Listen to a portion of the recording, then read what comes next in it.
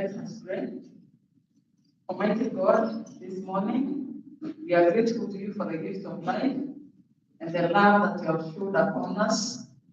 We thank you that we are in good health, and we thank you that we continue thinking of how best we can remain healthy. We're here this morning for a sensitization on alcohol.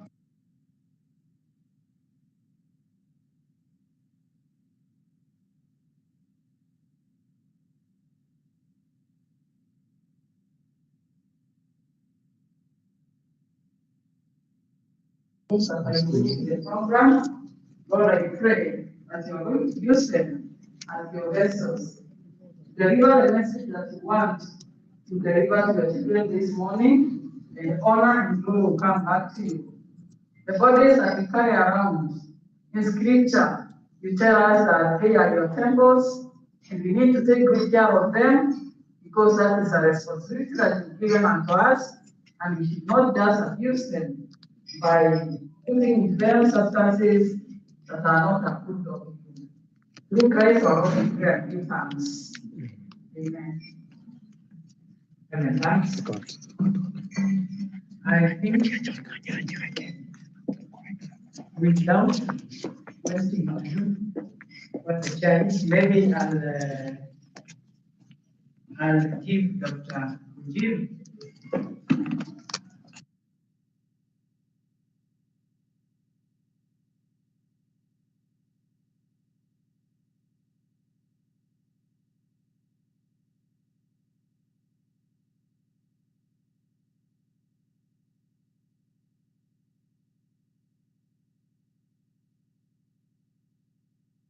We are happy to be here this morning. This is a sensitization program that has been planned to take us through the preventive measures and body inspection. We are going to have our guests in Hada, but we also very privileged to have our own Professor Canyon. Deputy Vice Chancellor, Planning and Administration. Welcome. We have our chair, AG Committee. I am the Vice Chair. So let me welcome him to come and continue from there. Thank you, members, for coming. So as he comes, please let's come and occupy the front seats. Those are sitting here, please. Let's come and occupy the front seat. Albert Kibet, Bono, and the rest. Can you just come and occupy?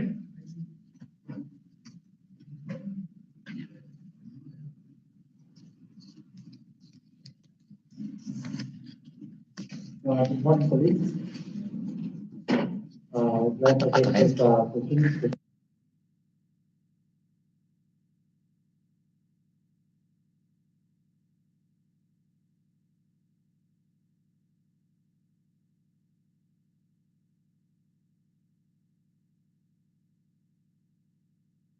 society. And we need to learn a few things about this alcohol. We need to remind ourselves about the effect of alcohol and of drug abuse in our society. That's why we have come here to share ideas. We have our visitor from Hada who is going to take us through those topics that are going to give us some new ideas. So I would like to take this very good opportunity to welcome all of you to this session. And we also have our representative from the VC's office, our DVC part, Professor Dakanyo, so that he opens for us this particular session. So thank you and welcome, Professor Dakanyo.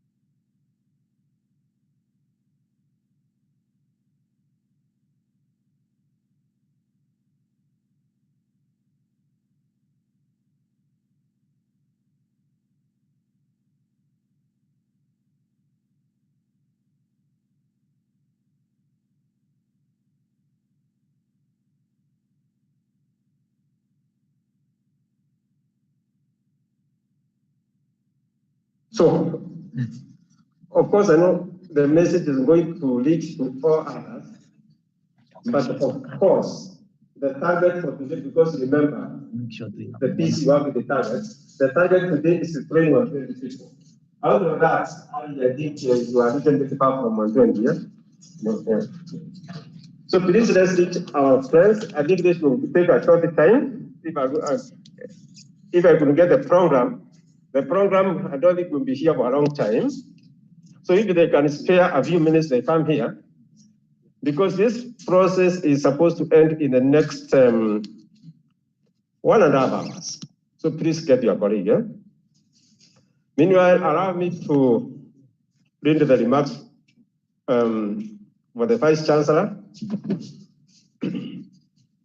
I'm representing the Vice Chancellor who is on a official trip or official duty out of the university. And I was requested to come here and, of course, attend and open this meeting. So even me, I'm both reading the remarks and also attending to listen to what we are being told. And remember, members, this issue of the drug abuse has been a bit rampant in the sense that we can see the effects from it.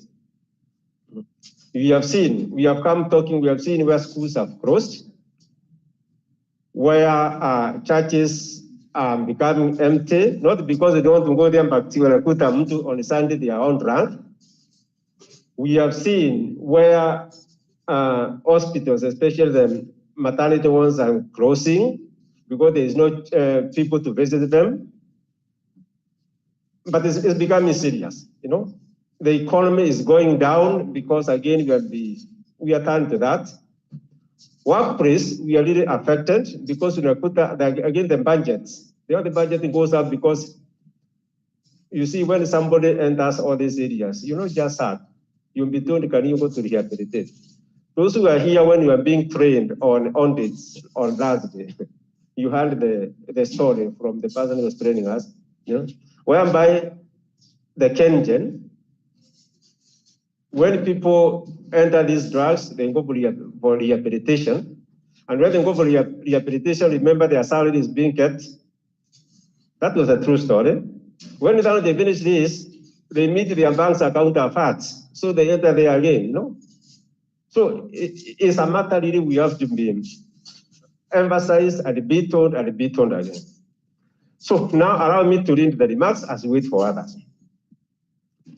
These are open remarks by Professor Daniel Mogedi Jiro, Vice Chancellor, University of Embu, during the alcohol and drug abuse sensitization on Tuesday, 29 March 2022, and from 10 a.m. to 12 p.m. at the Charter Hall. Members of University Management, members of the Alcohol and Drug Abuse Committee, Nakanda, Eastern Region Office, Madam Alice Mwangi, staff, ladies and gentlemen, good morning. I'm happy to join you this morning for this sensitization on alcohol and drug abuse prevention strategies and the dissemination of the findings of the baseline survey that was done in the year 2020. On behalf of the University of Embu community, I would like to pass our appreciation to our facilitator for accepting our invitation to come and conduct this sensitization. Substance and drug abuse in universities has become a major global concern and a serious challenge. Substances commonly abused include alcohol, tobacco, prescription drugs, cannabis, and other psychoactive substances. Reports from the World Health Organization and the United Nations indicate that worldwide, 5% of all deaths of youth, people between ages 15 and 29, are attributable to alcohol use, source UN. In 2015, about 250 million people used drugs, of which around 29.5 million people, or 6 0.6% of the global adult population were engaged in problematic use and suffered from drug use disorders, including dependence. The World Drug Report 2017 reveals that an estimated 28 million years of healthy life was lost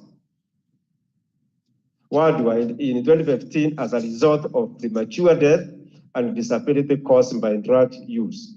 Again, source UN. In December 2020, the University of Embu Alcohol and Drug Abuse Prevention Committee conducted a baseline survey to determine the prevalence of alcohol and drug use in the University of Embu, so as to get a deeper understanding of the prevailing situations and the concerns. The findings of the survey would then inform policy formulation and provide quantitative measurements that will be tracked over the years to assess the effectiveness of the interventions or measures put in place by the university. According to the survey, most of the employees were aware of undertaken to address alcohol and were aware of activities undertaken to address alcohol and drug abuse in the university. About 3/4 of university employees were aware of alcohol and drug abuse issues in the university. More than a half, 53.2% of the employees were aware of counseling and treatment services available in the university for those with the substance use disorders or addictions. Furthermore, almost 3/4, 73.9% of employees were aware of the existence of a workplace alcohol and drug abuse prevention and management policy in the university. From the survey, it is evident that members of staff seem to be aware of the dangers of alcohol and drug use or abuse and the services available to them in case they need assistance. On the side of students, alcohol and drug abuse affects the academic life of our students, resulting in personal and social life deterioration, inadequate attendance, poor academic performance, and constant conflict with the law, among other issues. It is adverse effect on the physical and mental health of the students cannot be overemphasized. In addition, the attending negative consequences on the economic development of the country, which is robbed of a portion of its productive section of society, also cannot be ignored. As we all know, alcohol and drug abuse leads to crime, violence, and corruption, and drains human, financial, and other sources that might otherwise be used for social and economic improvement. This results in the destruction of individuals, families, and entire communities, which in turn undermines national economies. In the workplace, alcohol and drug abuse has the potential to negatively affect the health, safety, productivity, and performance of employees, which can lead to the institution's inability to achieve its goals. We all know that alcohol and drug abuse affects service delivery, as it is imperative that we protect our employees and the students from becoming victims of the effects of alcohol and drug abuse. I once again take this opportunity to thank Nakanda for partnering with us to deliver this important message on addiction prevention to the university staff. Ladies and gentlemen, In conclusion, it is my hope that this sensitization exercise will be of great benefit to us in our endeavors to ensure that the University of Embu becomes and remains a drug-free institution. With more than 30% of our employees comprising young people under 35 years, and over 95% of our students comprising youth under 25 years. Anything that compromises their health and productivity should be of serious concern to the university community and certainly the university management. Both personal and institutional goals are at stake when the most able and promising sector of society is affected by a growing trend towards substance and drug abuse. That is why the issue requires constant awareness, attention, and action at the individual, institutional, and the national level. As a university, we have taken several measures towards this end. These include setting clear policies on alcohol and drug abuse in the institution, enforcement of appropriate laws, organizing sensitization awareness activities such as this one today, counseling and rehabilitation referrals. It is, therefore, my hope that this sensitization will be of great benefit to us all as we continue the fight against the menace of alcohol and drug abuse in our institutions. I wish you all a fruitful sensitization. I request all of us to engage freely with the facilitator and share experiences without fear. With those remarks, it is now my pleasure to declare this sensitization on alcohol and drug abuse prevention strategy officially open. Thank you, and may God bless you all. Professor Daniel Mogezi, Vice Chancellor, University of Embu. So thank you. Those are the VC's remarks. And members, like you have heard, that really the issue of alcohol, not just the university, you have seen elsewhere in the papers, and you have seen in major occasions when we have like various functions, even the road accidents in place. Why? Because of that reckless driving. And the most weight is the weight it can cause to the economy. Remember, drugs can make us lose a generation, you know? They can make us lose a generation. I was just telling the facilitator, in the years back, how the garobos, you know, those illicit brew, they were ruining our society. And thanks to the stringent laws which came and closed those areas of illicit brews. Unfortunately, they're emerging and they are now flowing to our young population. And it's very serious because there's likely to be an age gap. You can imagine, I think you have read papers. I'm not exaggerating where you find maternity wards crossing. What does it mean? It means there's an age gap where we do not have our young people. And again, where we have, it means like you may be going to import labor elsewhere in some sections. So it's quite serious. I don't want to emphasize that. And I wish you the best and fruitful discussion. Thank you very much.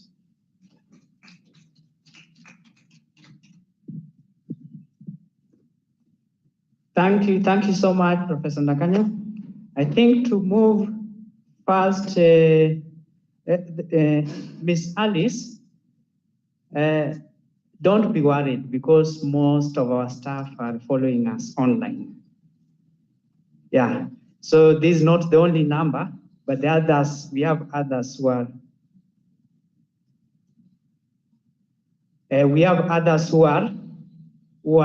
online because we are streaming live.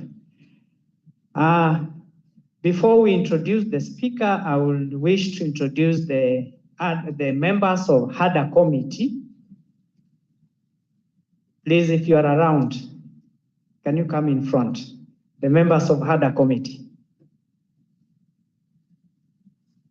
We have Ali. I think Jen Gunjiri has just stepped out. We have Titus.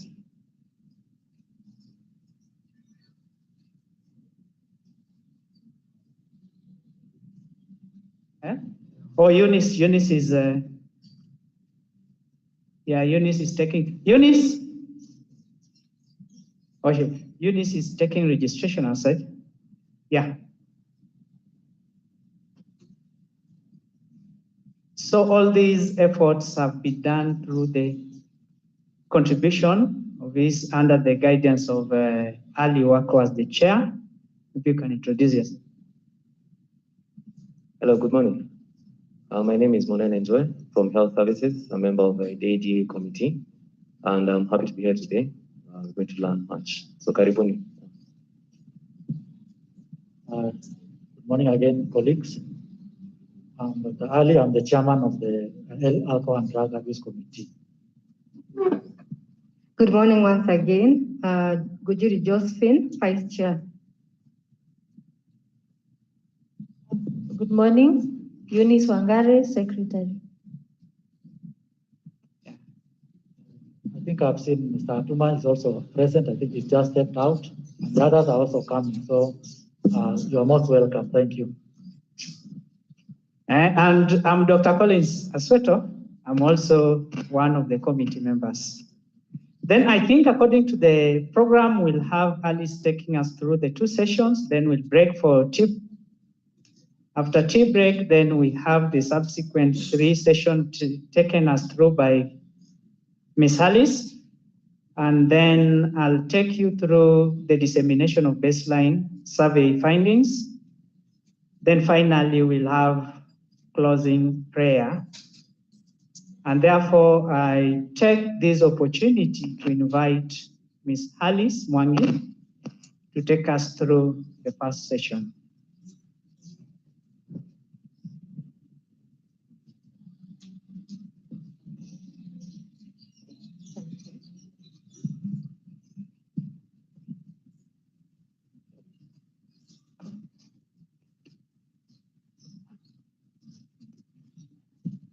Do I remove or I proceed? You can hear me properly. So our registrar, professor, the entire management of the University of Embu, and the staff. Good morning. I'm happy to be part of this team today. My name, as you have heard, is Alice Mwangi, and I work with NACADA. So NACADA is the government agency that is mandated to coordinate the campaign against alcohol and drug abuse in the country. And that is why I'm here today. And we are here to learn from each other. I hope it is going to be an interactive session, bearing in mind that I am dealing with scholars. I am dealing with people who have probably done a lot of research on issues of alcohol and drug abuse. So it is not a new subject. It is something that we interact with in our day-to-day lives. So feel free to add on to what to add on to my presentation, to build up on it, and even ask questions. So karibuni. Our first session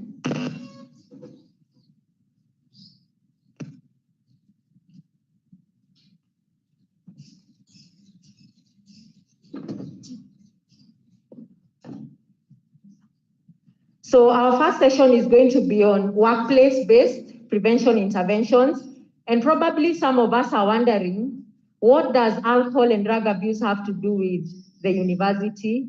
I mean, why can't you go there to the communities, talk to the youth about drugs, talk to the primary school children? As we are adults, we have it all. So we are going to see what is the problem and why did the government find it worthy to include issues of mainstreaming alcohol and drug abuse in the performance contract. So we will look at the situation both globally in Kenya and even among the public sector. And then number 2, we are going to look at the risk factors. From the VC speech, the registrar has highlighted some statistics. And from the statistics, at least 73% of us are aware of the effects, isn't it? We are aware of the effects. We know there is counseling. We know there are services that are offered. But despite all this, the consumption, we will compare with the current usage, is still high. So what is the issue? Why that gap? That despite the awareness being there, watu bado wanatumia pombe kupita kiasi. So we will look at all that. Thank you.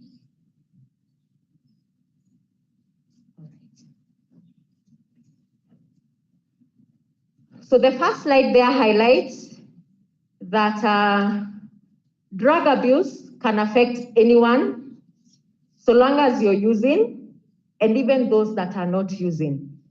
So just like HIV and AIDS, drug abuse will either affect you directly or indirectly. What do we mean by directly? When we say that drug abuse can affect you directly, what do you understand by that, or can affect you indirectly? Yes?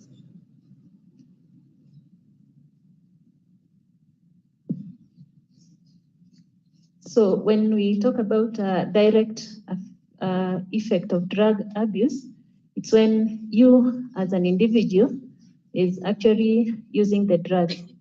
But when we talk about indirect, it is when somebody who is related to you or somebody who you are responsible to actually uses the drugs. Thank you. Thank you, madam. Let us give her a clap one. Or with the corona times, we are silent, eh? Hiyo imeisha makofi. Sawa, sawa. Thank you so much. And yes, you put it correctly. That directly is when you as a person, you as an individual are using, actually consuming alcohol, cigarettes. We don't talk about use of illegal drugs. That is automatically abuse. So you can't talk about bangi use. It is bangi abuse. So any drug that is illicit is not used. It is actually abused.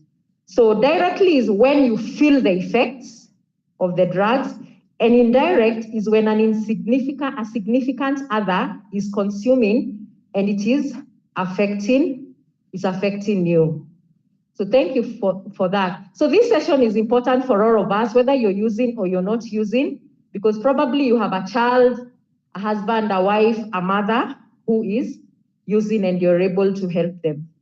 And then drug use also cuts across all status, be it political, social, economic, ethnic. It knows no boundaries. So long as you're using, you are at a risk of being affected. So that is statistics. Some were highlighted by the registrar. The world extent of substance use. So at the topmost part, 185 million people all over the world are using illicit drugs. When we talk about the illicit, we are referring to all the illegal substances, those substances that have been banned. For instance, cannabis or bangi, we have heroin, we have cocaine, we have heroin, all that. And then 2 billion are alcohol users. 1.3 billion smokers. What do we notice? What can we see from the statistics? What stands out? That 185 are illicit, 2 billion are alcohol, and 1.3 are smokers. What stands out?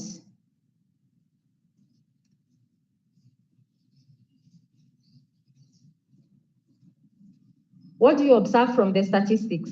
Just generally. General observation. Msiangalie scholarly, too general too. General. The numbers. Yes, Dr. Oseto.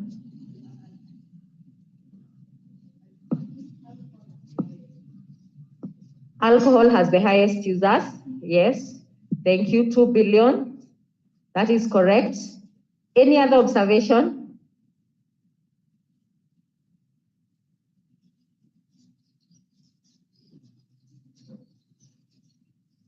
We have alcohol at the highest, followed by tobacco, and then. So our problem is actually not what? The illicit drugs, true or not? We have no problem, yes we have, but a small percentage.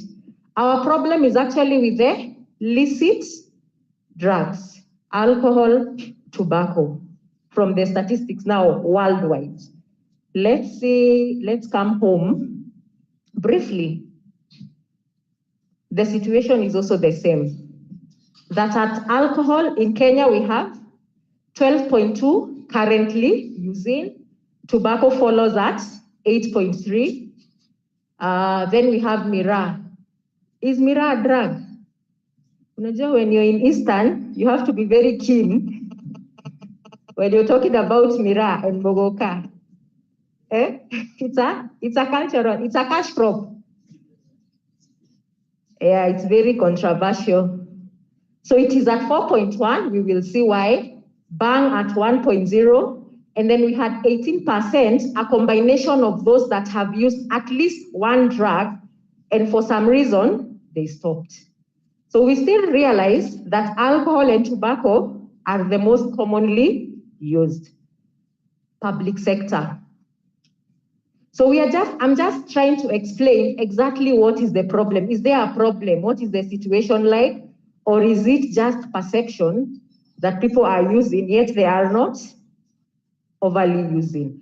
So for public sector, according to NACADA 2021, alcohol usage in the public sector was at 23.8%. Tobacco, 4.8, miraa, 2.9, it goes reducing. Heroin and cocaine are the least used because they are also not commonly available. So we still have an issue with the illicit drugs. What can we attribute this? Why this? What do you think is leading to the use of alcohol and tobacco and not the other illicit drugs? What are some of the reasons? I'm asking because I want us to engage. Yes, sir. Yes, thank you. Readily available. So the physical environment, thank you. What are the other reasons? Readily available. They are affordable. Affordable. But bangi can also be more affordable. It's debatable. Though siku hizi pombe inapimwa hata 10 bob na 15. So yes, affordability arises.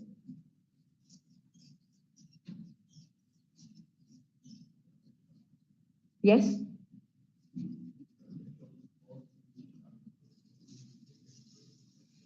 Yes. A new aspect, he's bringing in a new aspect of using alcohol during weddings, dowries, birthdays. So socially, alcohol, there's no problem with consuming alcohol, true or not? Very true. And I think that has been the major issue, especially in our country, whereby we have all agreed, Friday ni siku ya nini? Friday ni ya? Ya kufurahia, unarudisha mwili. You have worked so hard, so why not? And that is okay. Even our children at home know daddy and mom, Friday hawakujangi, mapema. And there is no issue with that. They are already used to that. So the social aspect, the cultural aspect, that during dowry, msichana haezi enda kabla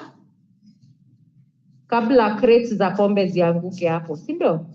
In almost all African homes. So those have been the issues.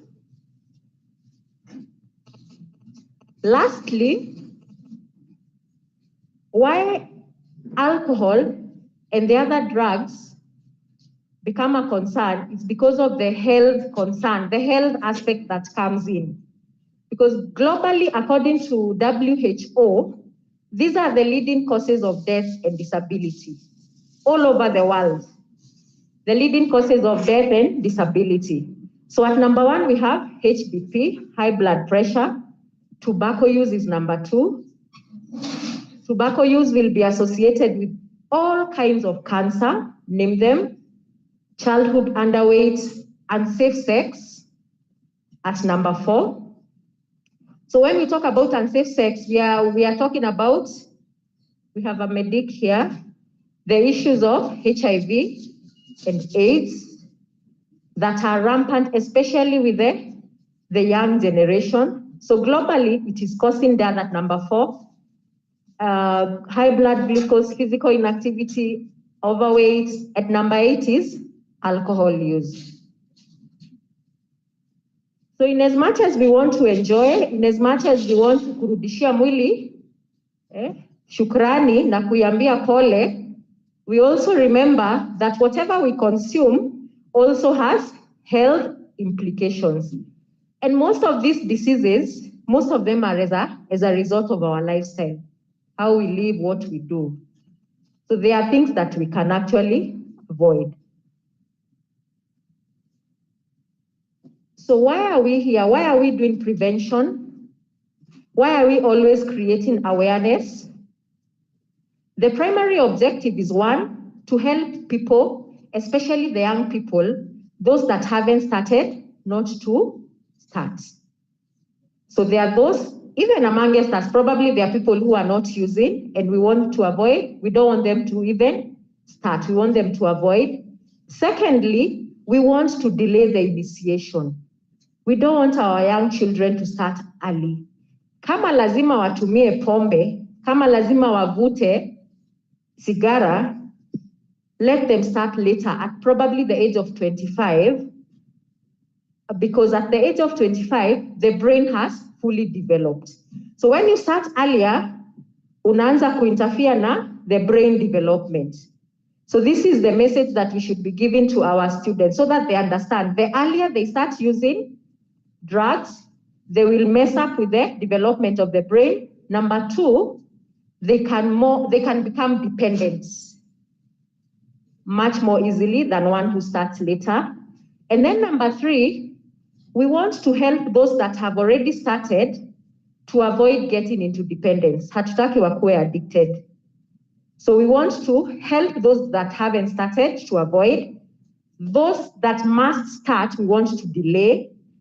And then those that have already started, and probably they are amongst staff, they are amongst the students, we don't want them to get to dependence. We want to help them solve the issue before it gets out of hand. So that's a definition of drug. Ndio tusilale, one of us can just define what is a drug. When we talk about drugs, what is a drug? Why are we debating whether miraa is a drug or not? Alcohol is a drug or not? What is a drug?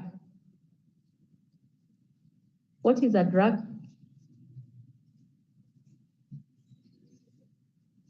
Just simple meaning. What is a drug?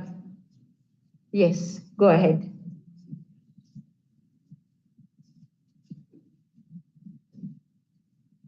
I'm trying because I've really never thought about it. You know, those things that you think are automatic. Yes. So a drug is anything that will make you feel high or behave out of the ordinary, out of your normal self. Okay. Thank you. Good trial. It will make you feel high. I had low on the other side, or make you do something out of the ordinary that you wouldn't do when you're ordinarily sober. Thank you. Any other trial on what a drug is? Yes. Behind. I wish we had tags. Now you have to keep pointing and saying yes.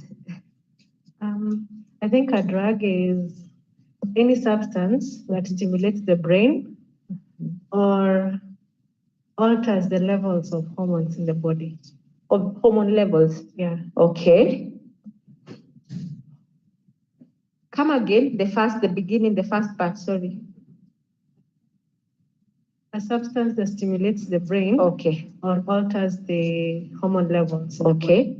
Second perspective about a drug that which stimulates the brain, yes, or alters the normal hormones. So if it is altering the hormones, you'll either be sad, very happy, very angry, you know, depending on the type of drug you've taken. Thank you. And you're all correct. It is any chemical substance, it has to be a chemical, which when taken into the body will alter physical functions of the body.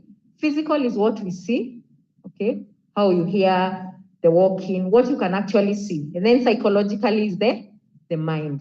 So it is going to alter your thinking, okay? It is also going to alter your brain, your behavior, sorry.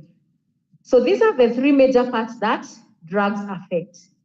So now, given that definition of Mira, of a drug, is Mira a drug or not?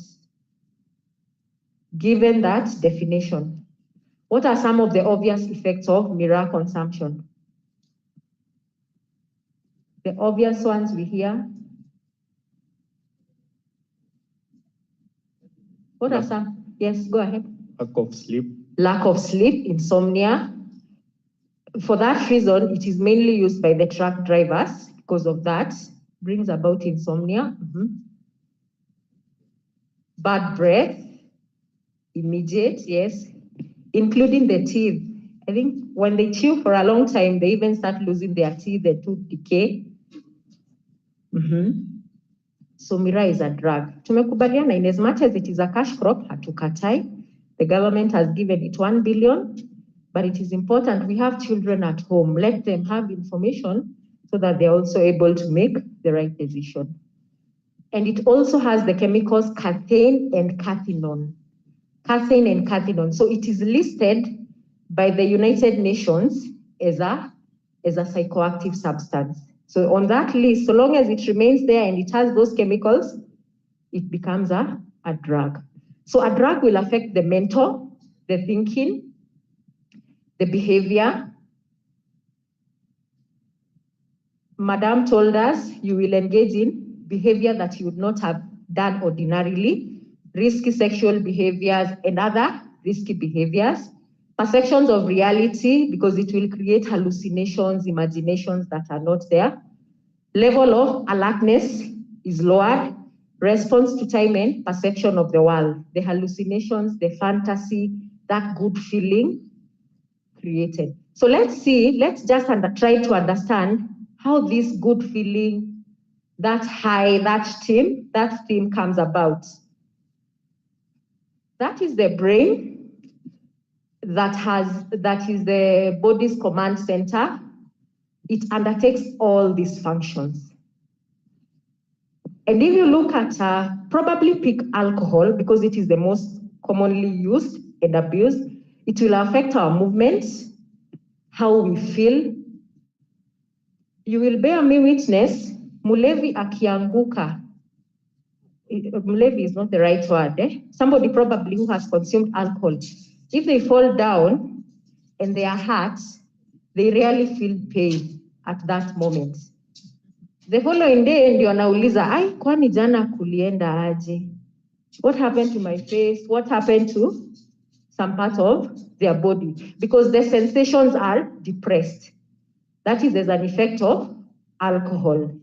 For those that have gone to the theater, the women or even the men, you always ask, if they are using anesthesia on you, they will ask you, do you use alcohol? Have you been asked that question? Those that have gone? I have gone and that was a question I was asked. Unatumia pombe, ulitumia lini? Mwisho. Why are they asking? Because of the sensation thing. Kama umetumia, ujue already mwili yako itakuwa depressed. So probably they will need, can you confirm that? It's the truth. It's good to confirm from a medic. So it will have depressed, it depresses like the entire body system, vision, that is scene, sight, coordination. It interferes with the memory. But the part I am interested in is the reward. The reward part. The reward part is activated by a chemical called dopamine. So reward generally means when you do something that you love, or when you eat something that you love eating. For the women, probably tea, coffee, chocolate. What do you feel? You feel nice. Sex. See, sex is nice. Yes, what else? When you are so hungry and you eat, you feel good. True or not? So the part that is activated is the reward. That is the same part that drugs affect. Okay? That when I take my, for instance, my Chrome or my Tusker, nimeenda, nimeingia, nimeitisha, once I just gulp the first one, mpaka mtu unameza mate, si ndio? The satisfaction is so good. So with continuous use of this, you now confuse your brain. Those things that you love doing, those things that gave you satisfaction, food, the sex, the tea, the coffee, the games, you know, those things that made you feel nice, now they don't have the same, they don't give you the same good feeling. The better feeling now inapatikana kwa pombe ama sigara ama kwa bangi. So now your journey to addiction or dependency has started. So at this point, you don't have the control. Your brain ikiitisha, mwili ikiitisha, unaipea. Usipoipea, you get sick. You have headaches, you're sweating, you can't think straight, you can't face people because you haven't given what? You haven't rewarded the brain. Ile dopamine haijakuwa released. So you have to keep doing it for the nice feeling for you to have the nice feeling. So I've explained the dopamine, which is a neurotransmitter released during a pleasurable experience. So the point to note here is that drugs will change the brain. That when a person first tries, it is usually voluntary. But over time, it becomes involuntary and you become dependent. You can't do without. So tell me, what are some of the causes of drug use in the university among the young people? What are some of the reasons that people give for using drugs? What are some of the reasons? To avoid stress, thank you. Peer pressure, thank you. To relax, to catch up. Just for fun, yes. For leisure. Yes, sir. Two, out of curiosity to experiment, especially among the young people.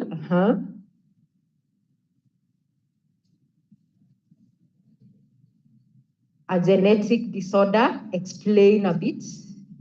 For example, if somebody comes from a family that was that has had people who consume drugs, yes, maybe they can have that effect on others. Yes, thank you for that.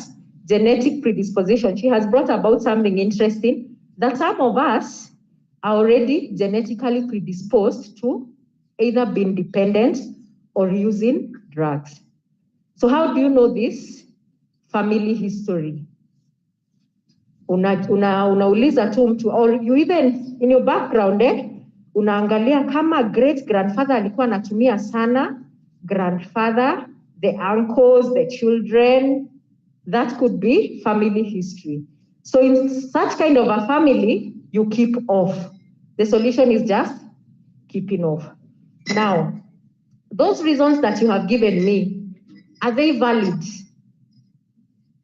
Are they valid? Can I justify, yes, I take because of stress, because of my friends? Are they valid?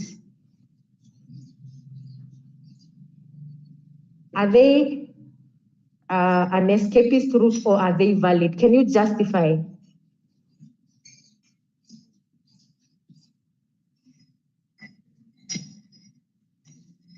HR anataka kukupea barua kwa sababu umekunywa pombe sana haukuji kazi.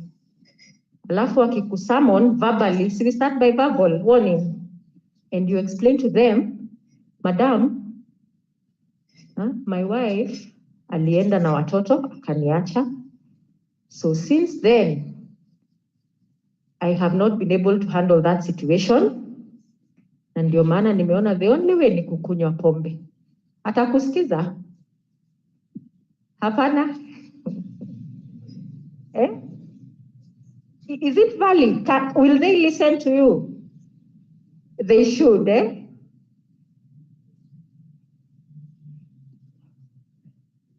Yes, they should.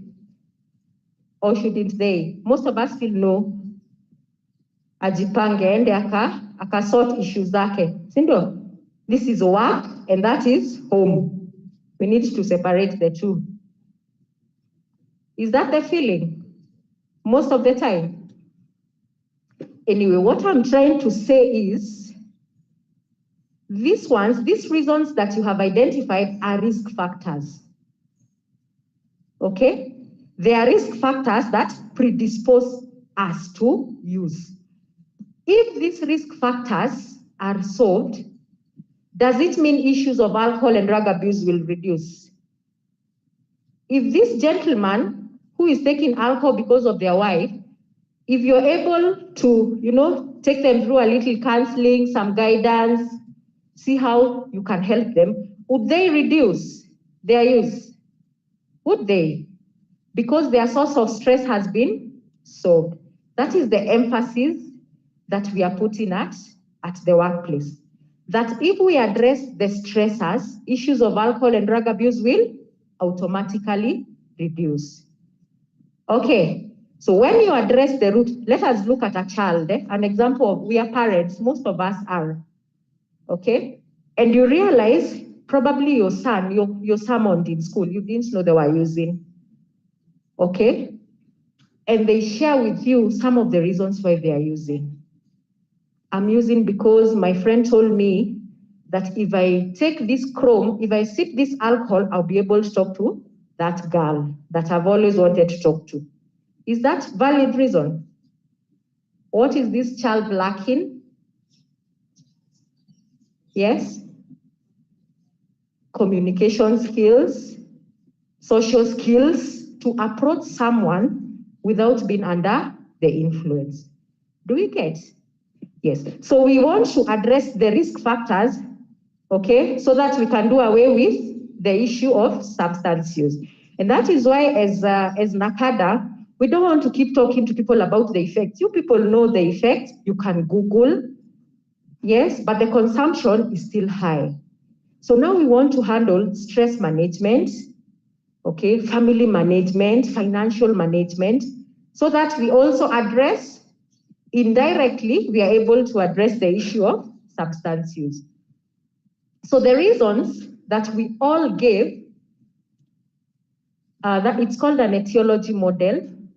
Etiology basically explains the causes to something, the reasons why.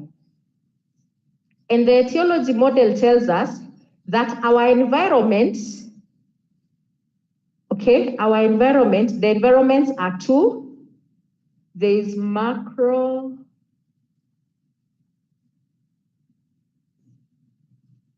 refusing to point. There is macro and there's macro and there's micro level. So at micro level, ni hii level ya chini, hii level ndogo, family down here. I can't point, I'm not able to point. Family, peers, school, faith-based, that is the churches and the workplace. That is the small level environment. And then we have the larger level, which is the social and cultural, okay? What we subscribe to, our norms as a society, the economic levels, and the poverty, especially the physical poverty, how rich, how poor. All these, when they interact with the person, personal characteristics is an individual. It is Alice. So Alice has genes, genetics. Alice has a temperament. Okay, either they're able to control their anger, they easily get angered, impulse, and all that. Everyone has a temperament that is special to them. Physiology, just the physical, how the body works. And then we have beliefs, attitudes, and behaviors. So when Alice interacts with the family, okay, the friends, the school, they will have a direct influence on her beliefs, attitudes, and behavior. What do I mean? I start from the home. A child who is brought up in a family whereby alcohol is normal, smoking tobacco is okay, at the micro level of family, okay, will grow up believing that using alcohol, using cigarettes is a normal behavior. It is okay. Their attitude will be positive. So even if I come to the university and I'm talking to that child, remember they were molded from that level that alcohol, cigarettes, and all other substances are okay. Okay, at the workplace. If our workplace, take for instance, Embu University, we have a student center that sells alcohol, open probably from 2 till late. We have no problem as a management because of that. That student will also believe and think that, if our VC, if our management have no problem with having a student center with alcohol, so what is the issue with it? So it will influence their beliefs. Now, you might get a child whose self-esteem, the temperament, or even staff, even some of us here are still struggling with issues of self-esteem and confidence. And then they go to an environment that has a lot of alcohol available, a lot of bangi available. They get friends who tell them, kama unataka kusolve stress, ni one for the road. Unapiga tu chrome, kupoa. Unavuta tu bangi, they are calling it. Bangi has a name these days, not weed. Yes? Shada. Yeah, shada, ingine. Blunts. Ingine. Hii inatoka Ethiopia, the common one. Shashamane, shash. Shash. Shash. Shash, yes. That's what they are calling it these days. So unavuta tu shash and you'll be okay. So their beliefs and attitudes will be positive towards that drug. So if we want to our efforts to be effective, you have to deal with all these environments. You have to deal with the school environment, okay? You have to deal with at the family level, you have to deal with issues of availability so that you influence the beliefs, attitudes, and behavior of this person. So Dr. Ali, if you are going to be effective, in as much as we are creating awareness, probably we also need to engage the community because labda pombe ni mingi, bangi ni mingi, so that they know the stand and the culture that we want to adopt. So those are the common substances that are abused. We have legal, alcohol and tobacco, and then we have the illicit.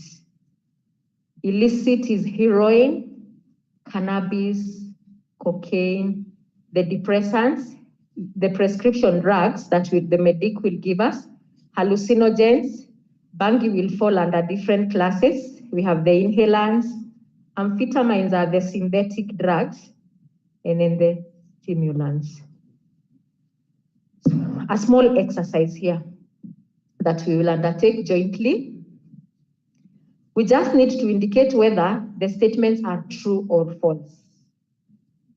1, e-cigarette is not harmful to the smoker. True or false? E-cigarette is not harmful to the smoker. True or false? Yoni? That is false. What is an e-cigarette? So So we have an answer false, and then others are asking, what is an e-cigarette? Who can tell us what an e-cigarette is? Unajua hii field inakuanga dynamic, and especially when you have young children who want to experiment with every new thing that comes, everything that looks cool. Who knows what an e-cigarette is? E, as the name. E-cigarette is an electronic cigarette.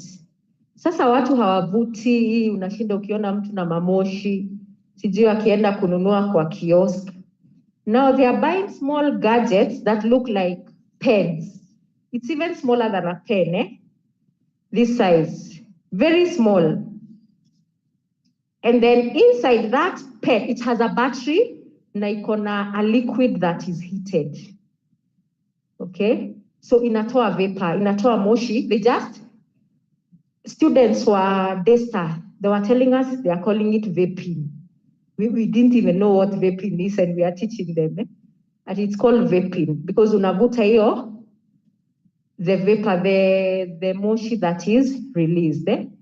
It comes in different flavors. So you are in class as a lecturer, students tu wako na kakitu kama kalamu, unaona tu anakashindisha hapa kwa mdomo, but because it's a pen, do you have any business asking them what they are doing with a pen? Si wanasoma, wanaandika. Kumbe the guy is stimulating, and they are looking more happy and more active without your knowledge. So it's important to even know our children, especially the teenagers, what is this they are carrying, what is this they are doing. Just be curious. And the only way you can be curious is by being there. Otherwise, if you're not there, kama ukitoka 8, unarudi 9, these things you'll never get to know. So true. He said false, e-cigarette is not harmful to the smoker. It is false. The same chemical that is found in the cigarette is the same, that is nicotine and many other. Cigarette has about like 7,000 chemicals. You can Google, of which most of them are carcinogenic. So that is false. And then number 2, the active ingredient in tobacco is nicotine. True or false? That is true. Nicotine is very addictive. Number 3, the human being is the only animal that chews or consumes tobacco. True or false? False. I know we don't like being referred to as that, as animals. Yes. See, they are going to chew. Will they? Yes. They will. Okay. He says they will chew. But they will not be knowing what they are chewing. Okay. We are discussing anyone of our contrary opinion that if I give a cow tobacco, it is going to chew. Can we search that? Can I give you an assignment? I will answer, but I'll give you an assignment. Even a pig can't chew tobacco. Even a pig. Leave alone a pig, even a human being, the kiraikos and the kubel, the human beings chew, but they can't swallow. They spit. They keep spitting. At a kubel, you can't swallow that saliva. Iyo nini ya kubel, unatema tu. And that is why tobacco mostly it is used by smoking. So this is true that human being is the only animal that chews or consumes tobacco. Our neighbors are here. They used to farm tobacco. Tharaka County. Tharaka County, they were not investing in pesticides or insecticides. Tobacco was already a pesticide. Most of the diseases that affect tobacco are viral. The viral diseases, tobacco mosaic virus, but rarely will it have insects or pests. So we are the only people, including in the animal world, that chew tobacco. Then most smokers in the world are from low and middle income countries. True or false? That most of the smokers are from the low and middle income. False? Yes, justify. They are the most consumers of tobacco, of smoking. And it's not a low income And country. middle. Okay. Do we agree? We agree. Yes, that is true. That we are not, yes, we smoke, and especially the traditional one, but the developed countries have more smoking than our countries. But then the low and middle income have more legislations, have less legislations than the developed. So we feel the effect of tobacco more than the developed countries. Do we understand? That we hatuna sheria nyingi, lakini sasa tumeimprove over time. Have you seen adverts za tobacco on TV? Zile tulikuwa tunaona za embassy lights, smooth all the way. Have you seen them? Any advertisement on tobacco? When was the last time you saw an advertisement? They are never done. The law, the tobacco control already bans all that. Okay, so there has been good work in terms of regulating tobacco. So those are some of the effects of tobacco. I don't think I need to go them at one by one, but I can highlight when we talk about tobacco, what are the types of tobacco? What are the categories that fall here? We have cigarettes, chewing tobacco, we have cigars, lifts, very common. Tumeona lifts. Have you seen this lift? Lift. Among our young people, they know it. Okay, we have Kuber, then we have e-cigarette. All those substances contain nicotine, and the effects that are caused by smoking cigarettes are the ones that will be caused by lift, Kuber, and all others. So the risk associated, tobacco causes aging of skin, respiratory infections, HBP, miscarriage, especially for expectant mothers, kidney disease, all types of cancers, and very addictive. Because these ones I know you have gone through, that's why I'm going through very fast. So those are the chemicals that are found in tobacco. You can Google, you can find out if this is the truth. We notice nicotine is a herbicide and an insecticide. Okay, carbon monoxide, we know that. And because of the carbon monoxide, we are told don't be a passive smoker. If someone is smoking, kindly tell them to either go elsewhere, look for a smoking zone, or you leave.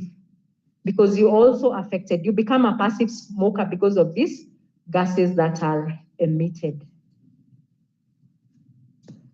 Alcohol, one for the road. You know, alcohol is also very controversial because people feel, I'm in control. Sindio? Sasa mnataka EBL ifungwe. Surely. Na vile inapea serikali revenue. Sindio? Alcohol is the only product whereby hata price ipandishwe aje. Watu bado watakunywa. Sindio? Hata mukizima stima, sisi tunaendelea tu, sisi hatuna stress. So alcohol is very interesting because of the various perspectives. So let's see what are the basics we need to know about alcohol. One, that if you drink any amount of alcohol, you are at risk of developing various health problems. Whatever amount, you are at risk at that level. And it gets worse if you normally drink more than 2 standard drinks a day. We will see what we mean by standard. What is a standard drink? It also gets worse if in a week, you don't have at least 2 days, okay, when you abstain. Kuna watu wanakunywa Monday to Monday. Sindio? Especially kamshahara kakiingia, salary ikiingia. When do those people come to work? Ikiisha, sindio? Haya, alafu, Friday wanaenda wanakunywa, wanapewa, they binge. Do they come to work on Monday? Monday ana relax, anatuma SMS, I am not feeling well, kindly, I've gone to the hospital. They turn up on Tuesday or Wednesday. So you need to have some abstaining days if you must drink. It's not a must. And then there is no risk-free level of alcohol consumption. Let us see the standard drink. This is what we call responsible for those that must drink. And remember, it is not applicable to children. So long as you're below the age of 18, and remember now we have even increased to 25, let us not start drinking earlier than that. Kama lazima ukunywe one for the road, watu wa beer, Tusker, Pilsner, hiyo yote Guinness, Senator, all that. You just need to take 1 can of 330 ml at 4% of alcohol. So the determinant factor hapa ni percentage of alcohol or ethanol if you must drink. It's not a must. Then those that take spirits, easy makali, liquors, and all that, that the alcohol percent is higher, you only need to take a shot of 30 ml at 40%, you're good to go. The ladies and even the men who take wine, umeruhusiwa 100 ml only at 12%. Or if it is at 70 ml, 18%.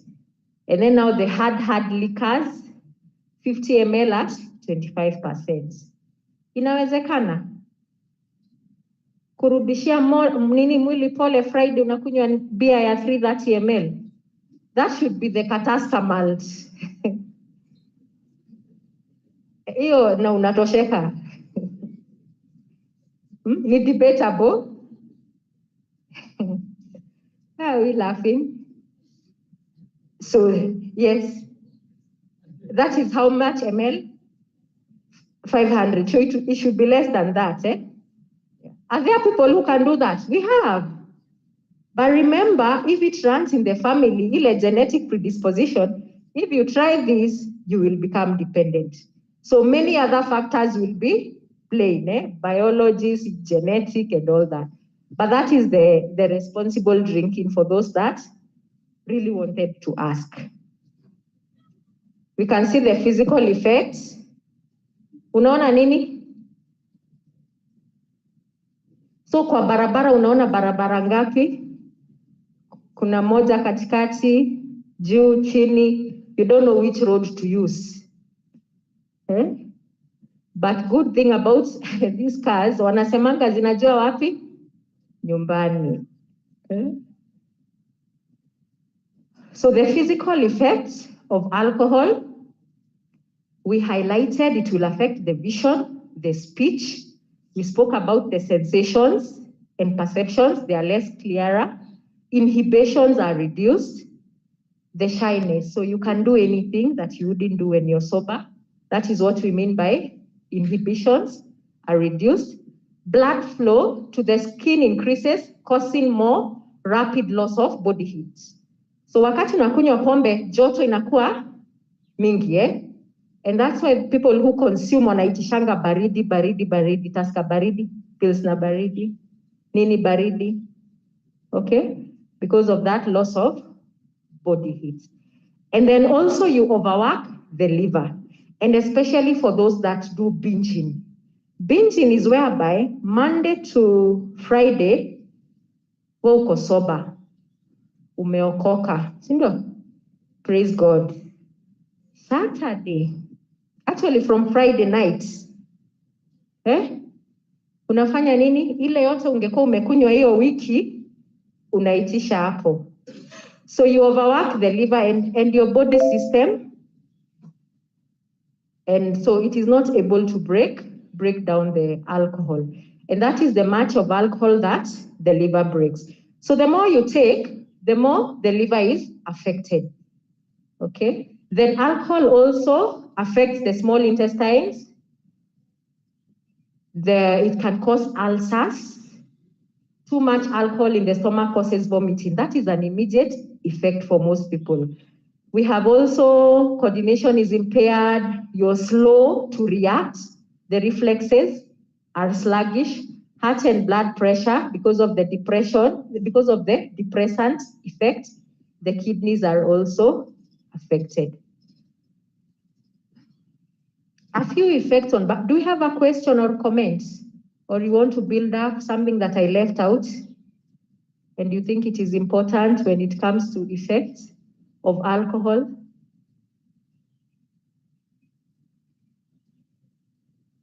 Yes, sir. We thought we are learning some new things like the e-cigarettes. I wish you brought so that we can be knowing, are we dealing with the students with the pens or with e-cigarettes? Okay. If we still know them, but when we might not tell. Maybe for the next training, in case you come. Thank you. Thank you for that. Great observation that some of these new things, the e-cigarettes, the lifts, most of us don't know. So we should carry next time. We will when we come for the next training. But you could also check online. You can even go to a shop. Like for the lifts are in all shops. I'm not sure they sell to anyone because these people also know you could be investigating. Lift, L-Y-F-T, goes for 50 shillings or even 20 shillings, sold all over. But for the electronic cigarette, that we can get, but it is there. They know their customers. So thank you for that. We move on to cannabis. Shash. And these days we have cookies. People are not smoking bangi anymore. Hiyo iliisha. Smoking ya bangi imebaki huko kwa village. Yeah, so when we are looking out amongst our students and our children, we are parents. They will not be they will not even be smelling. So don't go smelling them kwa mdomo, and it will not be smelling. They are doing cookies, they are doing cakes to camouflage the smell, and I hear it is assimilated faster into the blood than the smoking. So that is the emerging trend. Kwa hivyo ukiona watoto, all of a sudden they are all over cakes and cookies and they are a specific color from a specific person, you can start your investigation so that you get to know exactly what is this. So the substances, hashish, those are stones, hard bangi. THC is the chemical that is common, that is found in the bangi. It is referred to as delta-9 tetrahydrocannabinol. Some long name, you can Google THC. Marijuana, another name, bangi, ganja. Shashamane, shash is the newest. It is the most common because the best bangi currently is the one that comes from Ethiopia, from what the users are reporting. So what are some of the risks or the health effects that are associated? People who use bangi have problems with attention, motivation, woga, anxiety, paranoia. Sindio? These are some of the things you can observe. Unaita mtu anakuja ameshtuka tu. You had not told them anything wrong. They have not done something wrong, but they come in shock. Okay, and the shock, you can tell the shock just by observation. You don't even need to ask them. You can find out. Bangi also causes decreased memory and problem-solving ability. It kills brain cells, high blood pressure, asthma, psychotic issues, madness, heart diseases, and cancers of the airway, upper airway, and throat. Lakini sasa ukienda uambie a young person all these effects, will they identify with them? Will they? You know, a young person, the mind of a young guy, a teenager, an adolescent, inakuanga on a thrilling path. They are thinking about things that will thrill them, okay? They are curious. So if you go and start telling them about memory, high blood pressure, they might not feel. So how do you approach it with a young person? Let them tell you what are some of the effects, both positive and negative. Okay, so you deal with, they have so many positive effects. That's the wave all over. Yeah, it makes me feel excited. I forget my problems, my stress. So from that perspective of the positive, now you tell them about the positive. You feel nice, okay? That nice feeling that is called euphoria is only short-lived. So you will keep using and using until you become dependent on it. So you counter it from the positive side, moving to the negative, because the young person might not really identify with all this. Other short-term effects, distortions in the sense of time, vision and hearing. It distorts time, their vision and hearing. Increased heart rate and blood pressure because of the stimulating effect. Then the bloodshot eyes, obvious. Watu wengi wa bangi wanajulikana na kuangalia tu macho. They look like they're almost going to pop out. Decreased muscular coordination. And then over time, there's something we call a motivational syndrome. Long-term use may lead to motivational syndrome. Point number 3. Those things that somebody loved doing, they were clean, good in their academics, very social, it reduces over time. That is called a motivational syndrome. Then it also causes worsening of bronchitis, coughing, and wheezing. At high doses, acute psychotic reactions may trigger schizophrenia. That basically, use of bangi may trigger other mental illnesses that an individual has. So those are some of the effects of bangi. And I want us to wind up at this so that we identify what are some of the workplace stressors. Some of the workplace stressors.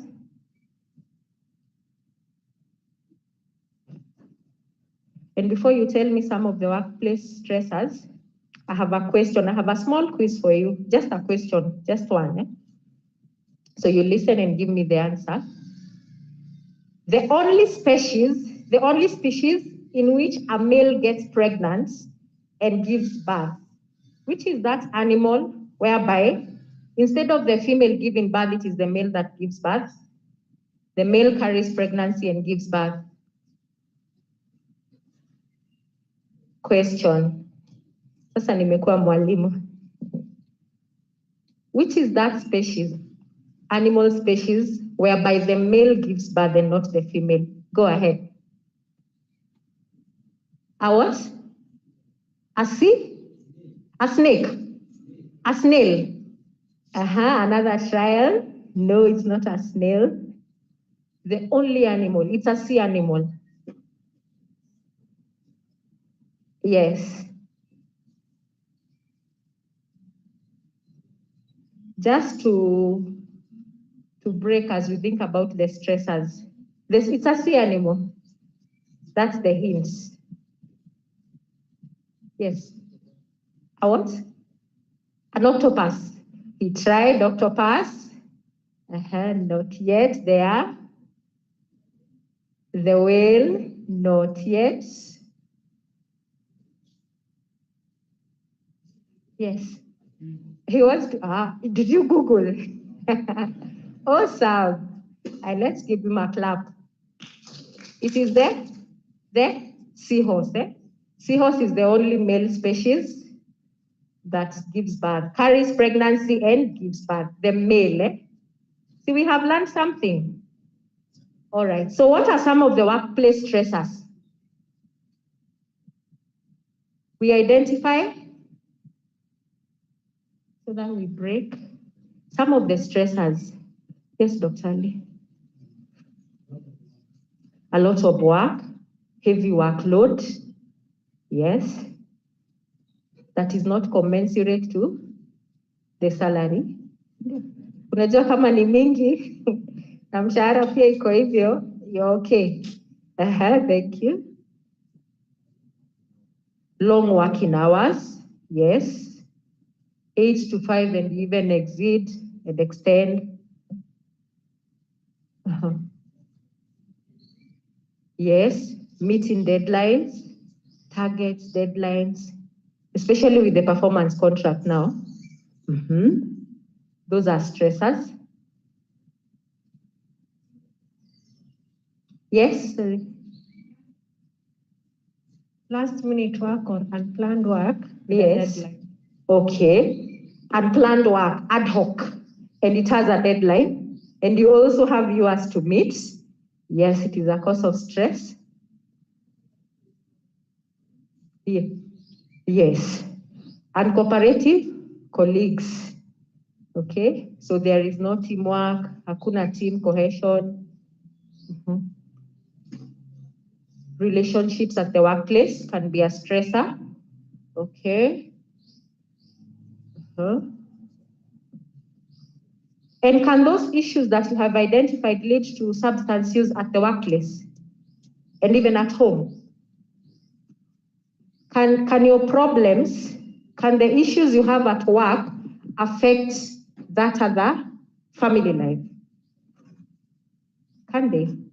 Yes, they can. And is the other way, the vice versa? Can the family also affect the work? Yes. So that is why it's important to identify the stressors, and I had emphasized on the need of this addressing the stressors.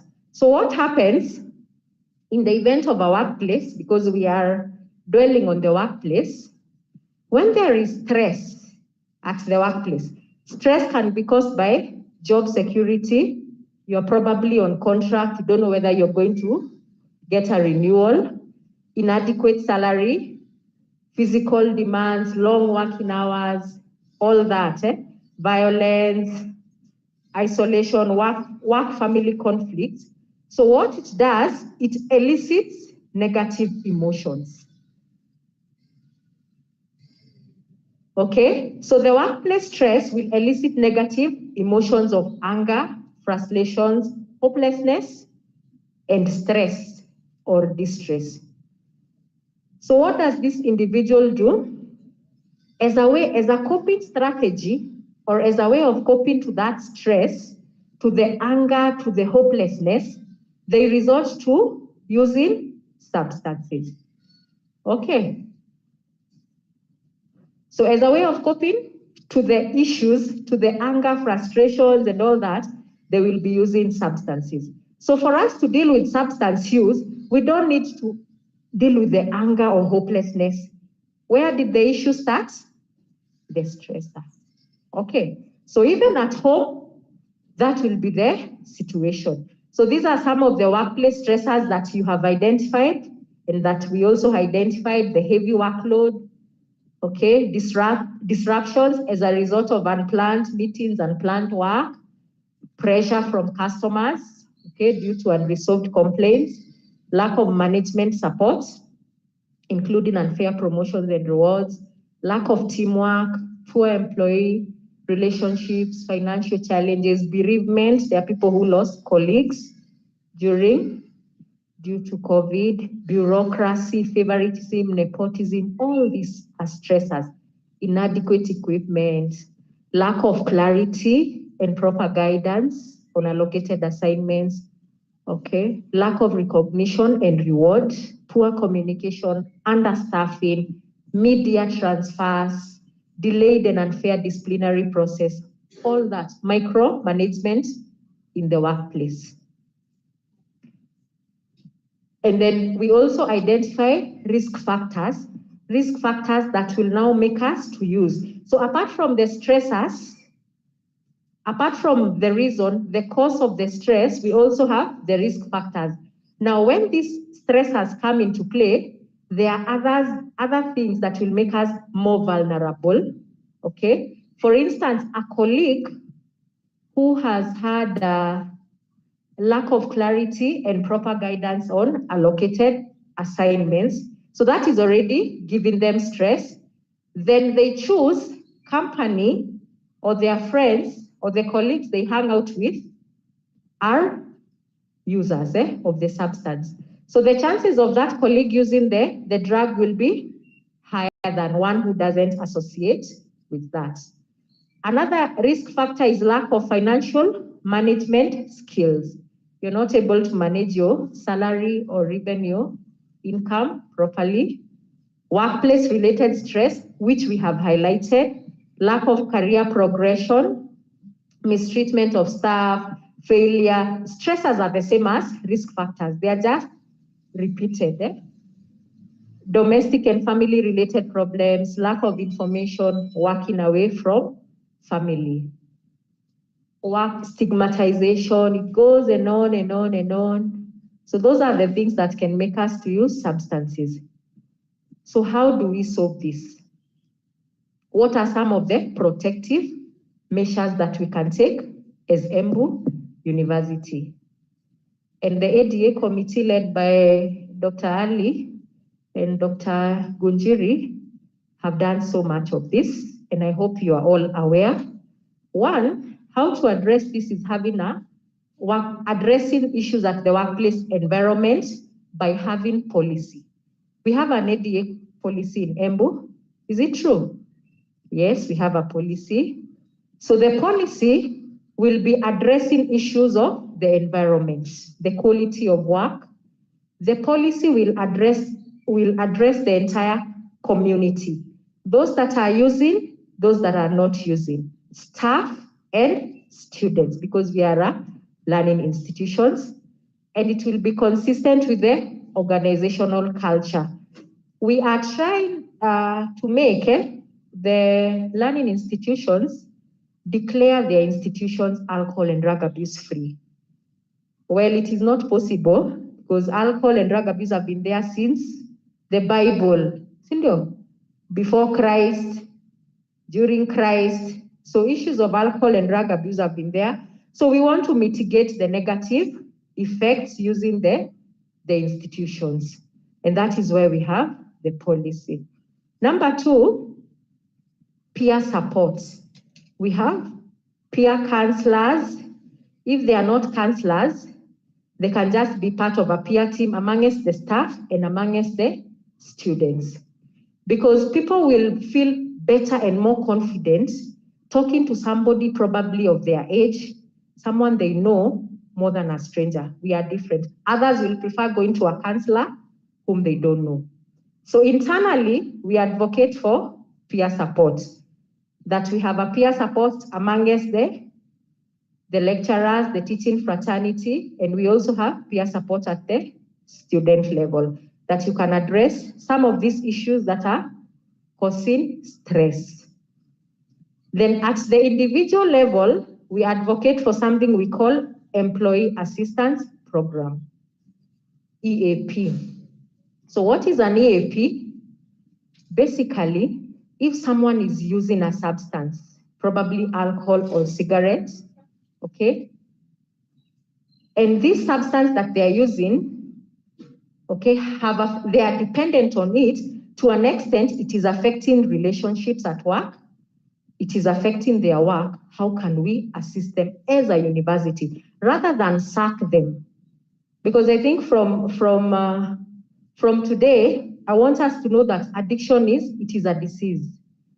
Remember, we said the beginning is voluntary, but with time, now it becomes dependent. We will look at it in the next session, a bit of addiction, so that we see why we say it's a disease. So you don't need, just like, not HIV, just like blood pressure, just like diabetes, they just need to be treated the same. That is the concept that we are bringing in for EAP. So if this person, I don't know how yours is, in case someone is dependent, is an addict, how do you handle it? Is it a HR issue, or does the committee take to rehabilitation? Okay, thank you. At the moment, what we do is it's not a HR issue. At the moment, the committee takes up, and then we investigate now the causes. We send the person to the counselor, trying to mitigate before it reaches the counselor, the HR. So that is the process. We have a mechanism in place. Yes. And do you sponsor for rehabilitation? Yes, we do.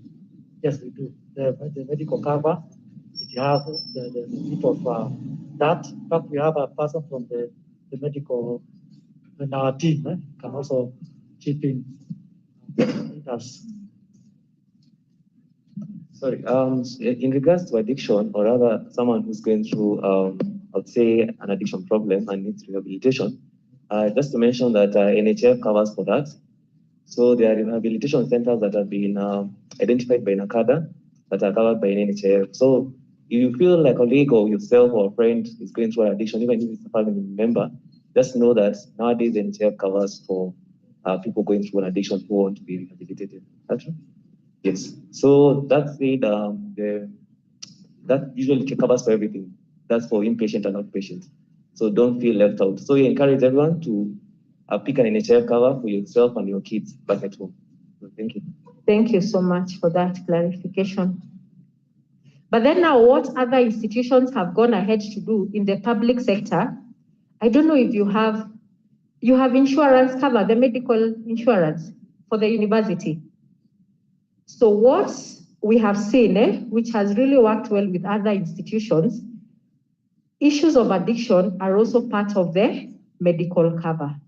Okay, so you can access the services in a hospital, and the hospital can give you to a referral to a hospital, a rehabilitation of your choice, which is paid by the university.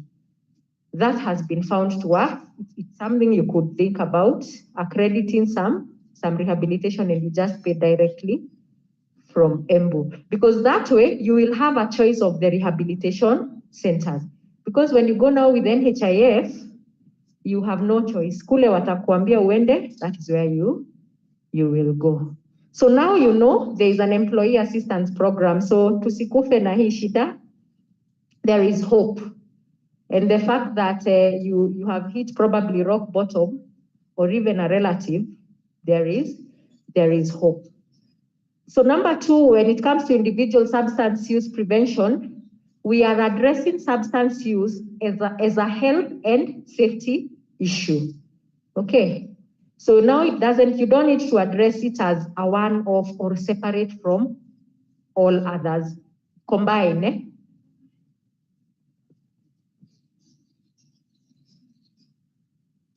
Thank you. Akili mechoka, but it is okay. This is the last slide. Thank you for that. So we are saying you incorporate issues of substance use into the general wellness. Do you normally have a health week? I don't know if you have health week. Yes, we do. General wellness, you do? Yes, actually, you have one today. Awesome. Then you are being blocked. Okay. So now we are proposing, or what has been found to work, let us also have someone who is taking care of issues to do with alcohol and drug abuse. They are screening the students, screening the staff, so that in case there is one who needs help, you can identify at that point. Because if we wait for such sessions, they might take forever. We wouldn't be able to hold these sessions frequently because of our duties. But the health awareness days can serve some of this. Then it's more free to talk about issues on alcohol and drug abuse during a health awareness week than in such a forum. Even if you had a problem and you want help, you wouldn't have the confidence to talk about such issues.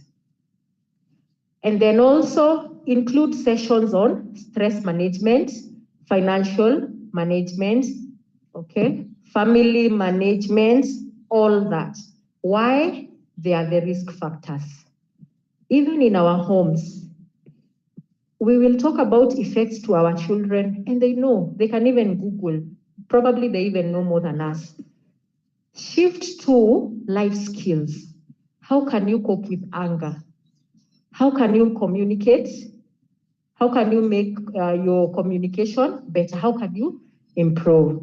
How can you refusal skills? How do you refuse or how do you abstain from alcohol or drugs? What do you say? If a friend offers, what do you say? So we are developing the skills, and the more we develop skills, the less we will have the issue on alcohol and drug abuse. The more we address the stressors at work, yes, the more you address the stressors at work, the less substance use and abuse will be an issue. Lastly, including confidential drug testing only as part of a comprehensive multi-component program. So if as a university we want to do drug testing, I don't know if it is there in the policy. There are some institutions that do. If you're going to undertake this confidential drug testing, let it be to benefit the employee or the child.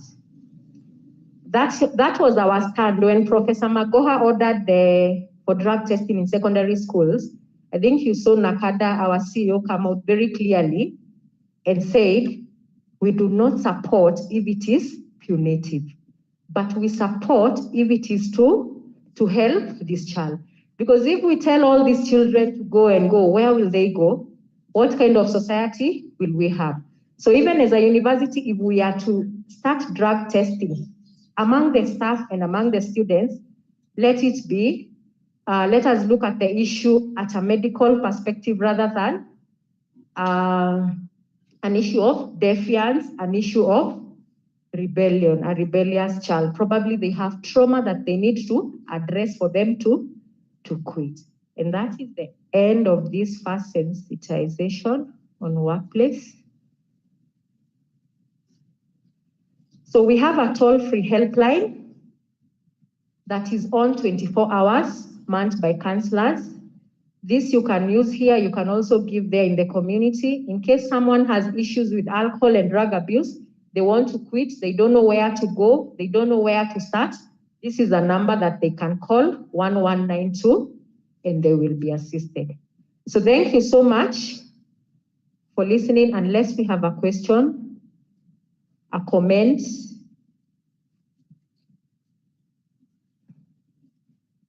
Go ahead, madam. Good afternoon. I want to start. Hello? Okay, I'm not having a question, but a comment. Mine concerns the aspect of rehabilitation. In my working experience, I've seen very many colleagues being taken for rehabilitation, and when they come back, within 3 months, they are back to the old roots. And I want to believe that the reason is not them. Many times, you are forced to go to rehabilitation without prior counseling. So I believe that instead of even encouraging rehabilitation, we should more or less look at counseling sessions to assist these people identify the reasons as to why they took that path.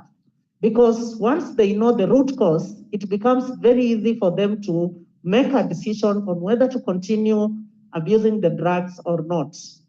I've also seen a scenario whereby 2 or 3, 4 colleagues just woke up one day and decided enough is enough. One of them, I think, had an experience where he took a loan to pay fees for his college children. And when he passed through the bar, by morning, all the money was gone. Just that one gave him a wake-up call, and he changed and he stopped drinking. So what I'm trying to say here is that maybe counseling is better and also a personal decision other than taking them for rehabilitation. Thank you. Thank you so much, madam, for that, for emphasizing that we need to address the root cause, the risk factor. Unless you address the risk factor, even treatment and rehabilitation will not work. There's also a very valid point that you said, we take our colleagues to the rehabilitation centers, they come back after 2 months, back, okay?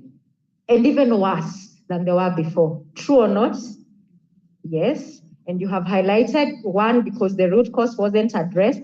Number 2, remember, addiction is a brain disease and it is not curable. Okay? Just like you manage blood pressure, just like we manage other lifestyle diseases, even when it comes to addiction, it is managing. So you will be helping this colleague who has come back from rehabilitation. Yes, you will be helping them, you will be supporting them, but you must know what are some of the triggers. So you're basically supporting them. If stressing them as a colleague was one of the triggers, then you need to work on it so that that person doesn't go back to rock bottom. But relapse is normal. Some of us take people to rehabilitation, you pay for them so much money, 250,000, 300, then they come back and go back. And you're there saying, Nakada is not checking on the standards of these people and quality. This guy of ours has no willpower, is not willing, he doesn't know how much money we have used. It is not in their mind. Okay, it is this disease that they have to keep fighting day in, day out. So our work is just to support them. Thank you so much. She also brought about another concept of shock therapy, that this guy realized they were using so much money. Yes, at some point you can't be able to handle the financial issues that you have, and so that makes you to quit. Remember, personal characteristics, we are different. One way will work for you, another might not work. Others quit in the morning, cold turkey. They shake, they shiver, but they stay strong, and they're able to go through. But another person tries to quit alcohol that way, or even cigarette, they die. Yeah, they die because of that. Okay, so remember, it is medical. So it is very important to seek medical help, see a psychiatrist, and then you are guided. Thank you. Excuse me, maybe because of, yeah. Yeah. The data you showed there where you interactive question, sorry, I read because I was mobilizing people to come in, okay. Because I think this is a very important thing. But the data there you showed like alcohol was the most abused. Yeah. Now, what is the key cause of that alcohol being the most abused? And maybe just to contribute to that a little bit, because one, really there's these rules. When you go to the West, for example, you can buy beer in any kiosk, but there is no problem of beer here. There, if you, of course, somebody may say the numbers are increasing because also you're increasing the numbers. But I look at this one now, the so-called sometimes you put the laws. You tell somebody do not go to the bar. When you go to the bar, goes a single one. When you close the bars, then somebody buy beer and takes to the house. Because you see, you are not preventing people from taking to their houses. Because I'm looking at that maybe one of the root cause. So I think, like somebody has mentioned, maybe closing the bar may not have been the issue, because here you are trapped one there. But the moment you allow them to take the house, you are taking even the beer to every member of that. Thank you, Prof, for that observation. That is actually an issue we had during COVID. All the bars have been closed. So where were people accessing alcohol from? The wines and spirits were open at some time, and they would sell from in the morning 10 a.m. to about 6 or 7. So people would stock up. We even had online delivery, a call away, and your alcohol is in the house. So we ended up predisposing the children more. We go back to the point of risk versus, because if this child, in as much as they are seeing alcohol with their peers, with their parents, but they have social skills, they have their requisite skills to avoid, will they use? They will not use. Okay, so we go back to the risk factors of using. If you empower this child, you empower this staff on how to address alternative ways of handling the idleness, alternative ways of addressing the stress, they will not use alcohol as a way of coping. They already know what they need to do. Do we get it? Yes, so it is addressing the issue, the risk factor, to make it protective, offering an alternative. In Embu University, probably there's someone who says their wife or their husband is far away, okay? Especially for the men. So sasa jioni unataka niende wapi? Sinaenda kuongea na wazee. Siendi kupika. Mimi ni bachelor. Sindio, we find ourselves in such situations. How about as a committee, if you realize that is the issue, Give them other alternative activities. What are they? What are the things they like doing? Wanaweza cheza badminton, football, volleyball. Munaweza wajengea swimming pool. You know, probably the library is open, longer hours. There are so many other ways we can engage. Thank you so much, Prof. Let's clap for the presenter. I think for now we can break for tea for roughly around 10 minutes, then we resume back. Then I'll take you through the baseline survey report. Then Ms. Alice will wrap up. So let's try to do as much as fast as possible so that, because we have lost a lot of time. Please.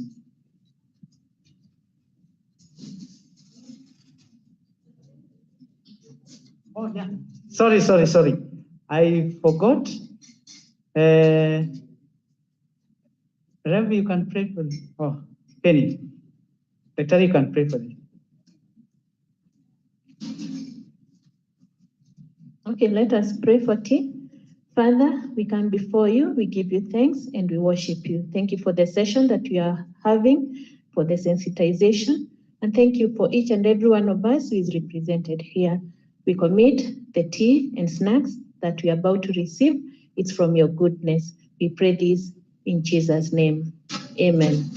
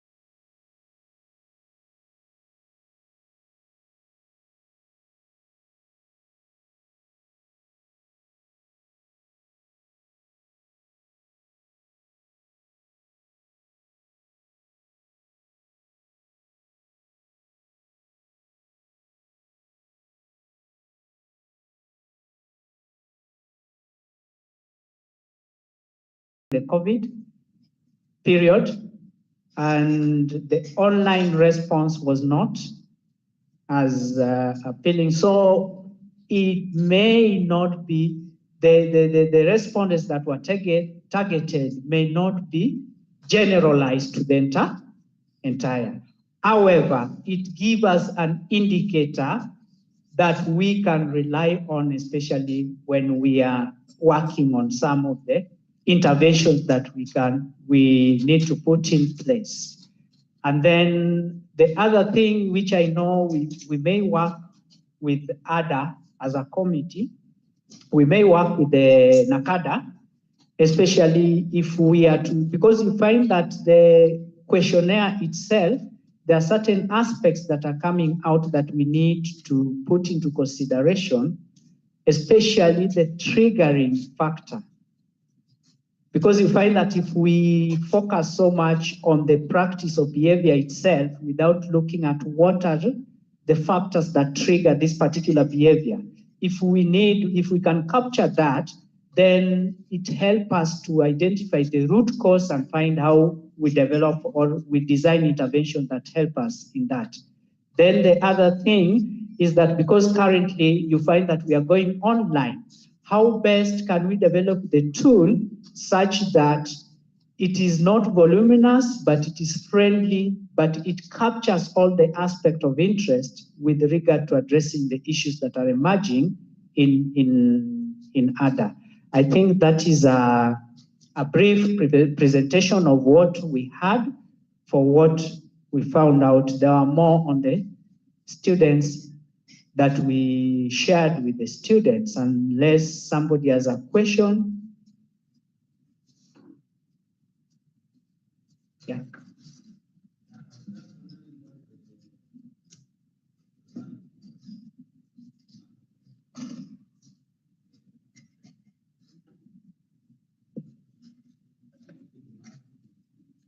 Yeah,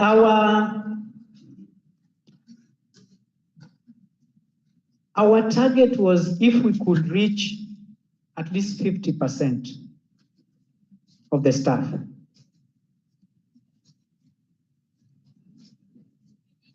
No. Eh? Yes. Okay. The number of staff who responded were only 49. Only for out of 200 and something. Yeah. Yeah. Staff members, and then on the side of the students, we had 26 or 29 students who responded out of around 9,000. 9,000. Yeah. So it was. It's not something that is very much reliable.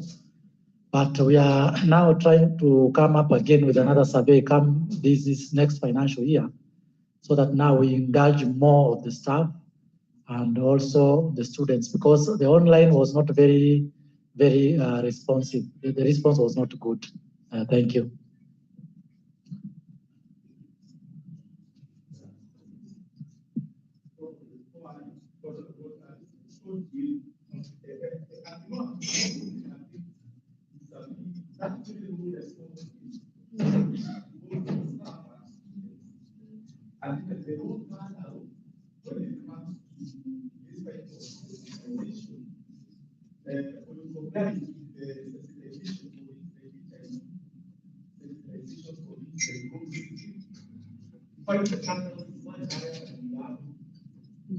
So, is there something that people don't understand now when it comes to and then secondly, I participated that participated in the summit. No, my responsibility but I did make the questionnaire. It was a bit personal, I mean, and I was because that's the issue. Those who are I'm saying now,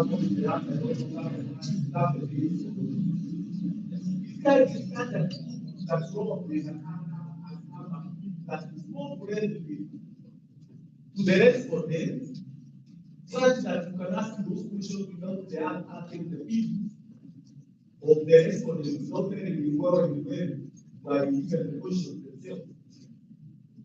So is there a more less friendly tool? Because if you still go with the same tool, now you do basically you can't stop me on the way and start asking me maneno ya pombe na is even easier when I'm responding privately on my computer in the office. Ama namna gani tena? Just before you respond, because the tool we are using is Nakada, the standard tool. So that is why I was saying that we need to work on improving it. Yeah, we need to work on improving it. So because those are some of the issues that are emerging from it, yeah. Yeah, I think it's better for us so that yeah.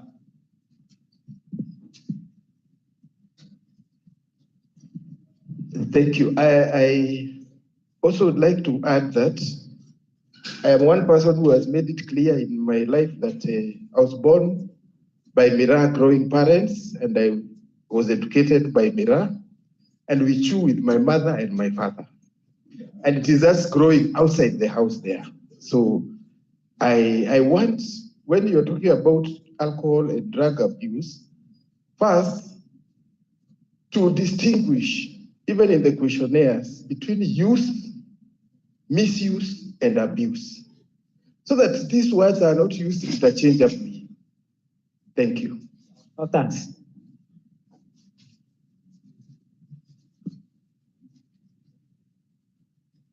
Maybe Alice can respond to that. The questions are over. Okay. Thank you so much for the interesting discussions that are coming up. One, I start with the tool.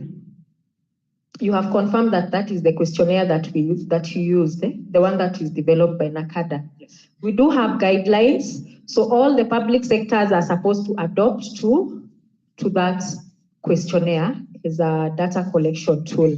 And it is the same one that us as NACADA staff undertook, because we are also implementing the same. So the issue when it comes to alcohol and drug abuse is the stigmatization and the perception.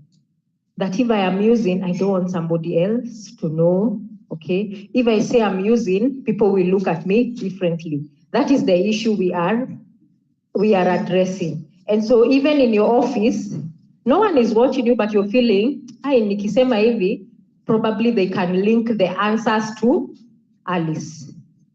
So what lacked is the committee was not able to sensitize the staff on the objective of this questionnaire. So they didn't know why. Was it populative, to be sacked? Do they want to know how many men are using and in which department so that they can take action? Remember, issues of alcohol and drug abuse, HIV, SICAMA issues are road safety. They are different. Perceptions and how society will look at it as a disorder, as if you're doing the wrong thing. That is the problem. So the committee has a responsibility of telling them, now we are quitting to looking at issues of alcohol and drug abuse as a problem, as a behavior, as a problematic behavior, but we want to solve the issues that come of the use. Because when you do the sensitization, like now when I had the sample, the respondents, that cannot be a representative of even the staff and the student. It is too low. It is too low. And probably those that undertook are those that don't even use. So when you come to the current usage in Embu, it will be so low. Why? Most of them, those that answered, those that had the confidence, hawatumiangi hizi vitu. So they are not worried over anything. But those who use will not. Okay? So it is about perception. And the only way that we can work on this perception is by sensitizing. That this questionnaire, when we get the information, we just want to know what is the situation like so that we have different interventions for different people. For staff, we might have like 20% of, or even 5%, or even 2% already have dependent issues. So there's a number of staff who need to be helped to access rehabilitation services. We have 82% who are using, but they have not moved to the risky part. So these guys only need information, and we are good to go. So the way it is, I am not sure it is representative. The numbers were too low. Number two, you can domesticate that questionnaire, okay? So long as the questionnaire highlights the key issues that must be addressed. The current usage, that's a must. Have you used in the last 30 days? And you don't need to indicate your name. You don't, unless you want to, but you don't need to indicate your name, okay? And I am sure, sorry.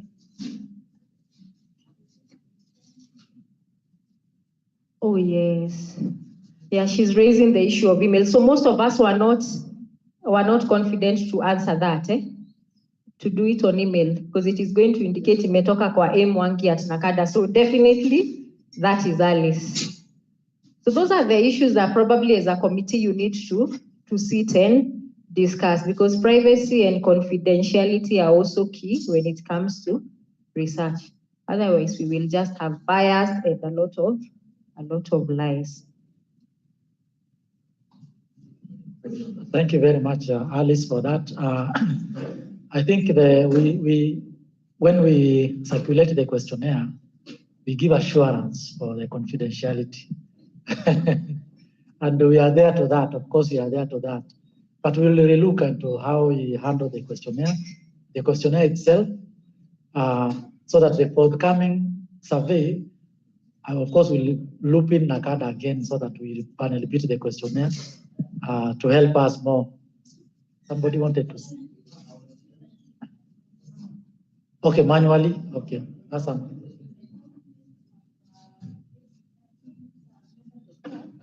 Can maybe take it to the COD, and then you'll distribute to the members of staff.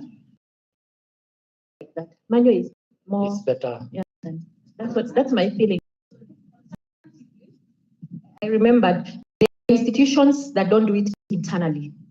We have public sector who engage an external consultant. So they come, yes, they come, they undertake the research, they go with it and analyze. You will not have bias in that case, because internal always has those issues. You can link management, we have this number of people, these are the ones who answered, who are likely to. It is so easy to start doing such kind of things. But if you consider an external consultant, it would be another option. Thank you very much. Okay, there is Professor Joka wants to say something.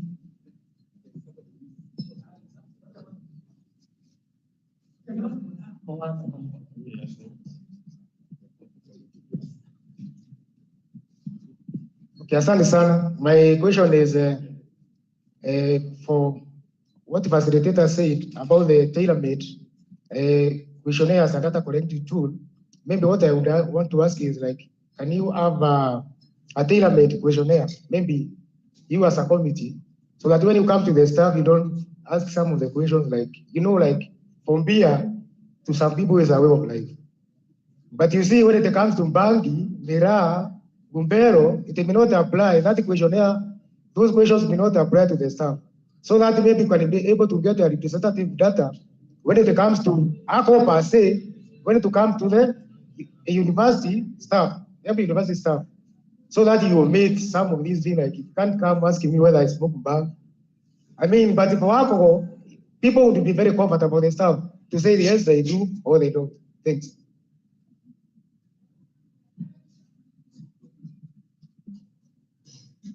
Okay, thank you. I think I agree with the facilitator that we needed some sensitization even before the questionnaires came out, especially for students, 26 out of over 9,000, that's so low. I wish you would have gone through the student leaders. They have their way of getting to their colleagues very, very easily and very comfortably. So maybe in the next one, first of all, the student leaders and also classes. We have large classes of over 1,000. A lecture just takes 5 minutes, take them through. That can help. But when you leave it in the email, nobody is responsible. Thank you. And I think it was during the COVID, that's a problem again. But anyway, we have taken points, yeah. Yeah, we are taking that one in. but it's the reality that even students in lecturers' evaluation in the previous that they are doing online, it has been done poorly because they hardly participate. That's the reality. But we know we are going to work. We are going to combine our heads and see how do we improve that. So I want to invite you for the last session. Yeah.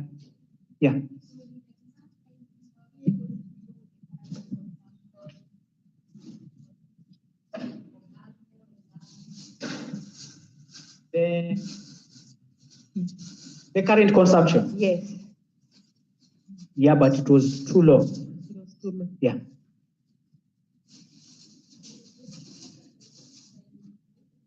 Yes. On misuse. Okay. And abuse, I will answer that.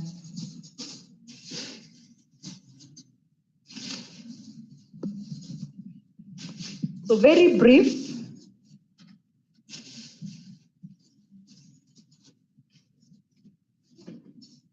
The committee deserves a clap, don't they? Yes, they do. Thank you so much. We are always improving. So I had 2 sessions and I can't cover them in 30 minutes. So I want us to agree. I was supposed to do addiction and mental health, and there was another session on positive parenting. Which among the 2 do we cover today? The rest we can organize for a session probably next quarter. Which is our positive parenting? Okay. Are we in agreement? We do a poll. Okay. So those for positive parenting?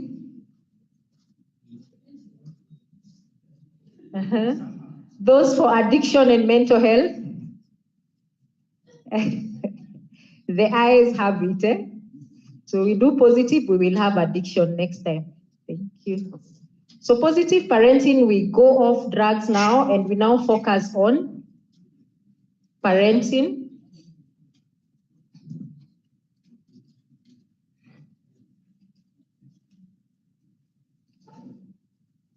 There was the question on drug use, misuse, and abuse. Okay? What is drug use? Just briefly, what do we understand by drug? He even went, oh, he's there, I see. Drug use.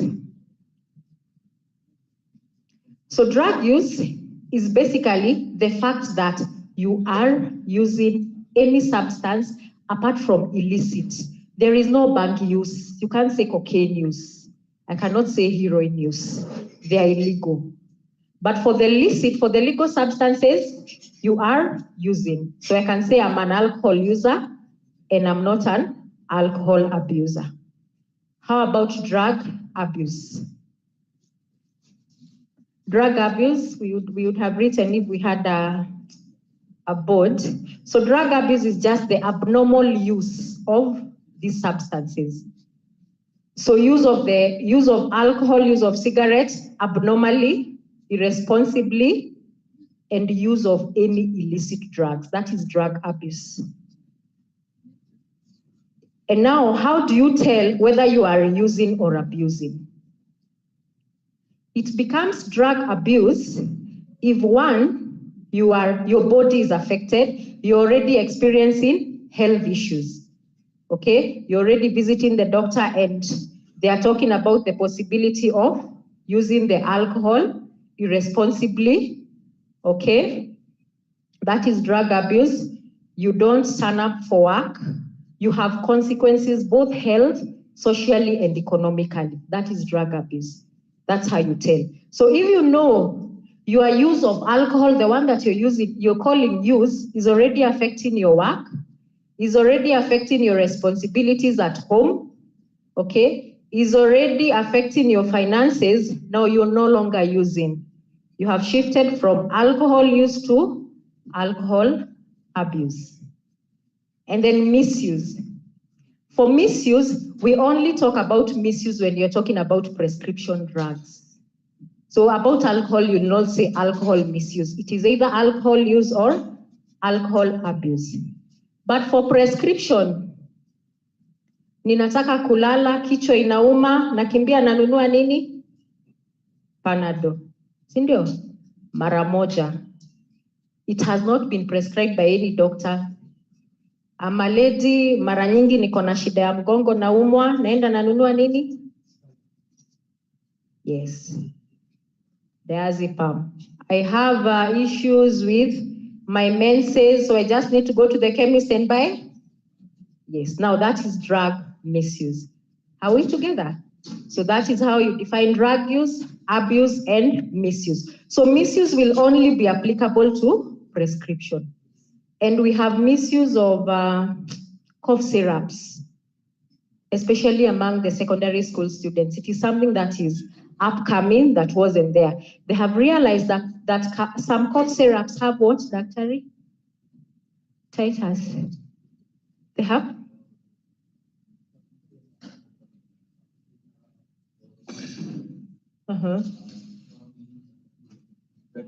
Yes.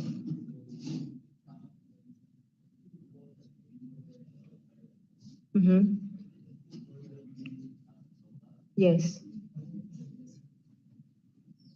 Precisely, thank you. So they have realized some cough syrups actually have stimulating effect. They make them feel nice, the euphoria, that nice feeling.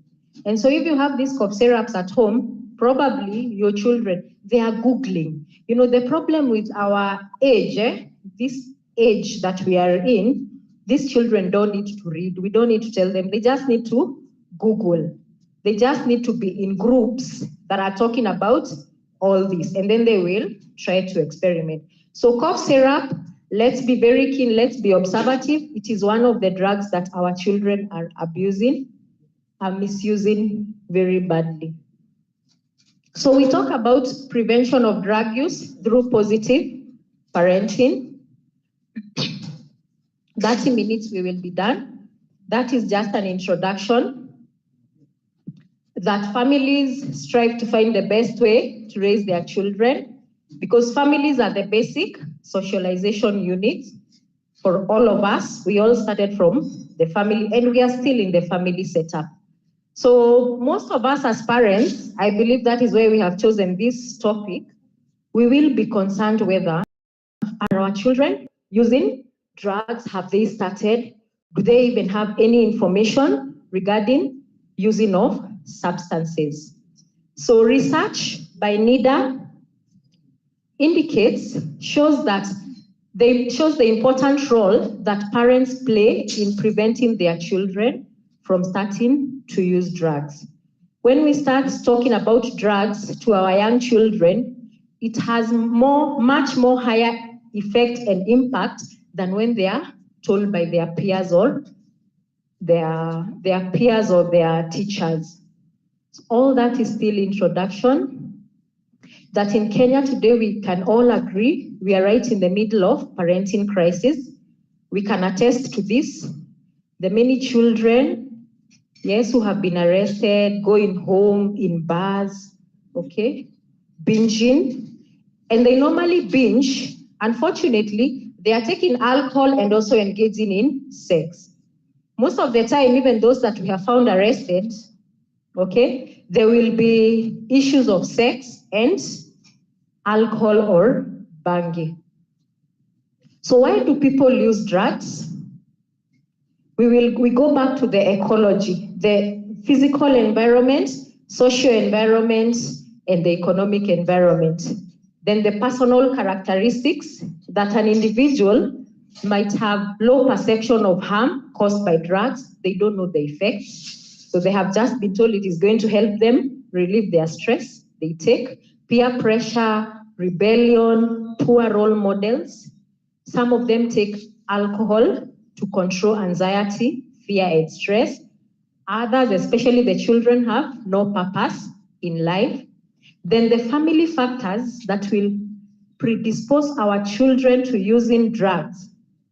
Marital conflicts, fighting in front of our children, we argue in front of them. Breakdown also affects them.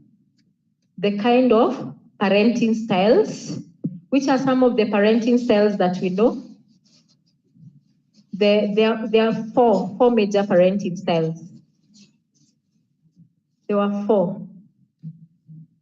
We can remind ourselves because the parenting styles have a major impact on the outcome of a child, the behavior of a child. Parenting skills.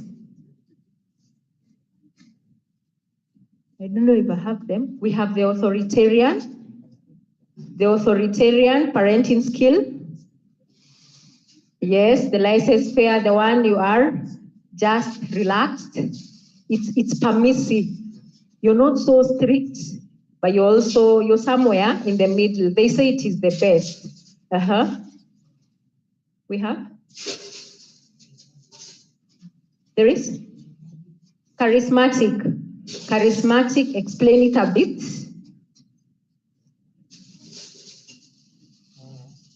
I think someone who is in between is not authoritarian and is not laissez-faire. Okay. Balanced. They are balancing. Yes. Authoritative. They have set rules and regulations, but they can discuss with their children. Yes. Okay. Yes. Thank you. Then there is negligence. There is the negligent parent who is not there, who doesn't care what they do, who has set no rules. So whatever you as a child decide to do, you do.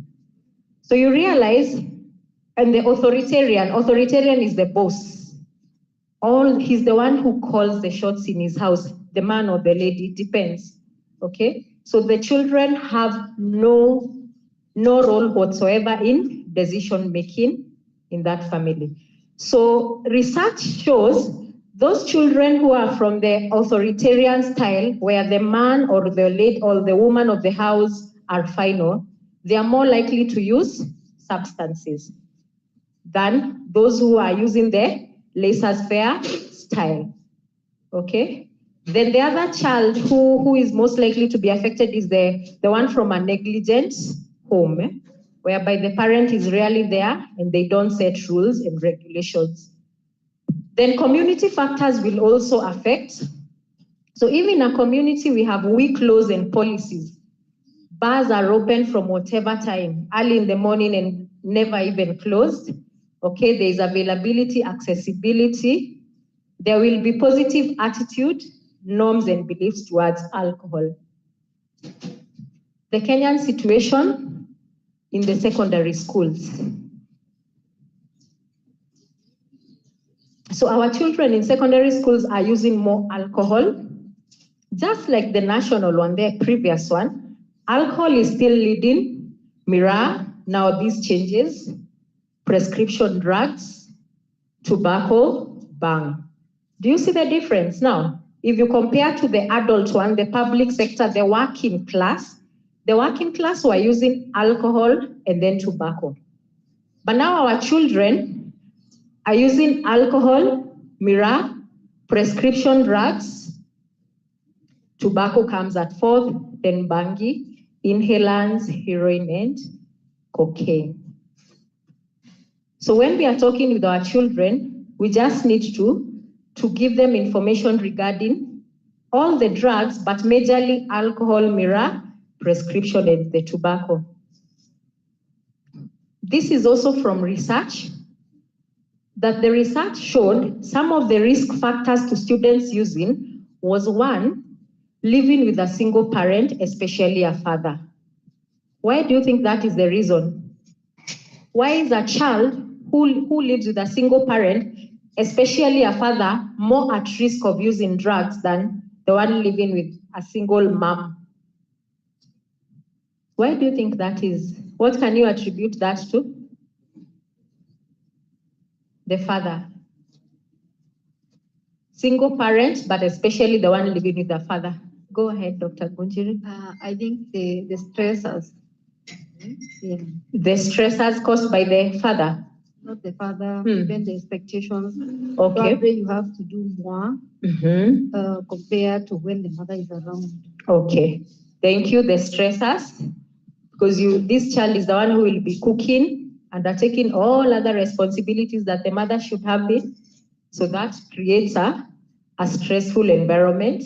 Any other? Yes, Eunice.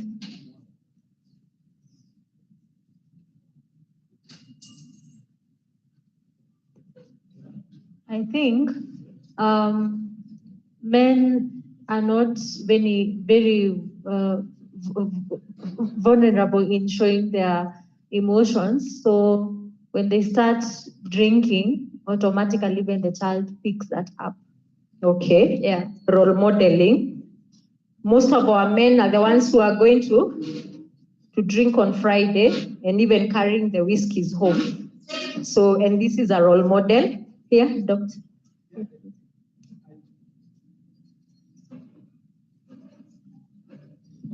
I thought that the love of a mother is completely different from that one of a father, because the mother provides very emotional closeness and warmth, and they are able to really get in touch with the children. But the father might try, but there is some distance. That closeness might not be properly established, and therefore the child might feel neglected and disappointed, and tries to probably kind of seek it elsewhere. Thank you. The attachments, both emotional and physical. The father will actually not be there every day for that child.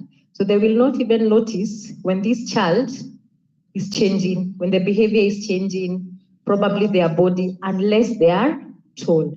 So yes, the physical attachment and the emotional attachment. Thank you. Then children who are given more higher pocket money are more likely to use substances. Kwa hivyo lazima tuwapimie hao watoto pesa.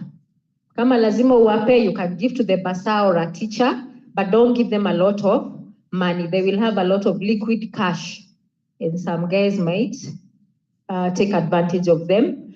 The other one, children who had a family member who was using alcohol or drugs, or a friend, were more likely to use. Remember, up to the age of 18, actually 24, children see, children do. Up to that age of 24, it is more of observation than what you're telling them. Yeah, you could be a good parent, you sit your children down, you talk to them, but what you're doing is totally opposite. They will follow what you're doing rather than what you're telling them. So they observe a lot. Yes, Doc. What on ground, I think things are slightly different, because what I've seen, children who are born of parents who abuse drugs, they are unlikely to abuse drugs.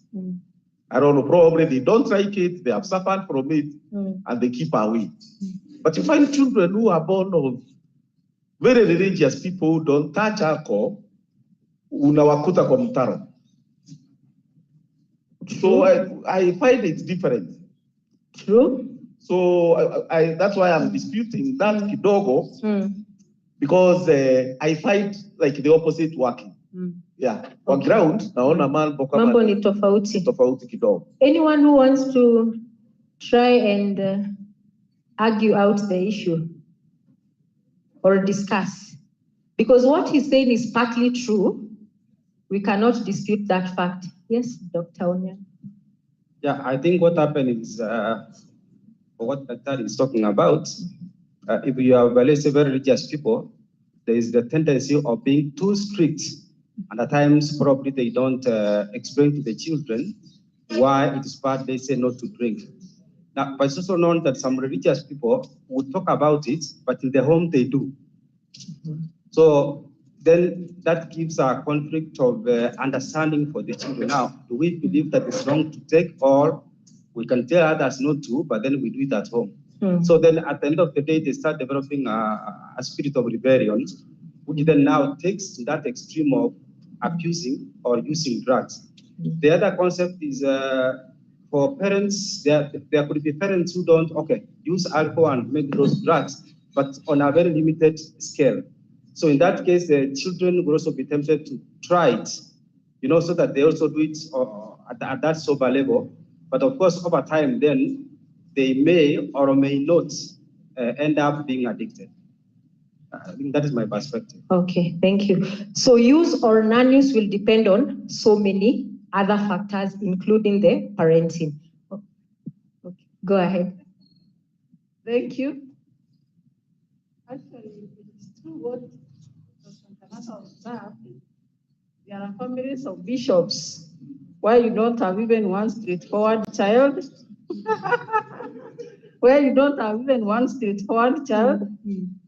But the biggest challenge in those families, through a remote research kind of, is that the parents are very vocal on the pulpit, but they are very busy outside, such that they do not have time for their children. So the children will take to drugs to seek for attention. It may be not very much out of their being overstrict, although the combination is there, being overstrict and also being an absent parent. Thank you. Okay, thank you. So what is coming out? The parenting style of the pastors, okay? It is too authoritarian, it is too religious, and these are normal human beings. And at that age, remember I told you, at the age of secondary school, these children don't think about the consequence and action. Never. So you're there telling your child, kwa nini haukufikiria kabla ufanye? And they are wondering.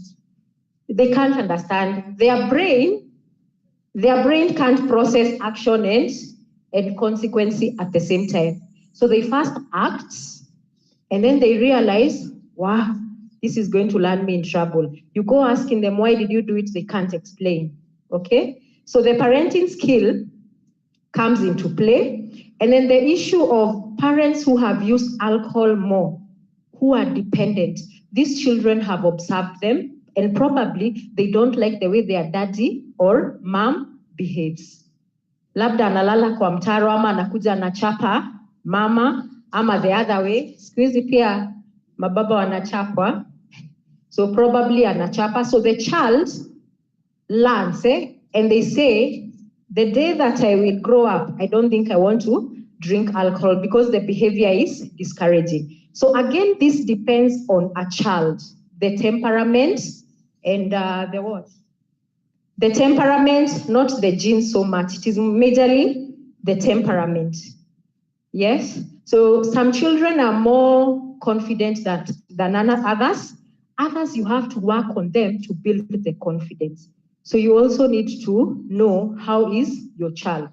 What are the weaknesses of your child so that you help them to develop that. So that is true. It is debatable. There is hope. Do not panic. Majority of young people do not abuse or become dependent on drugs. That is a fact. In as much as we are suspecting our children are using, most of them are actually not using. These are just a few facts that many people will be exposed to drugs and alcohol before they reach 18 years of age.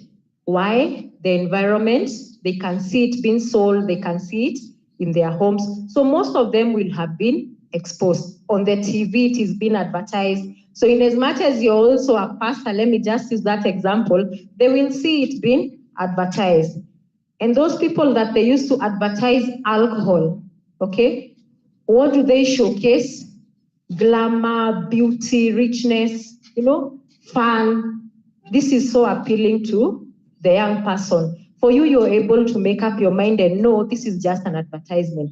But for the child, they will perceive that as the real thing. This is how, when you take snap or you take whatever substance, this is how you feel and act.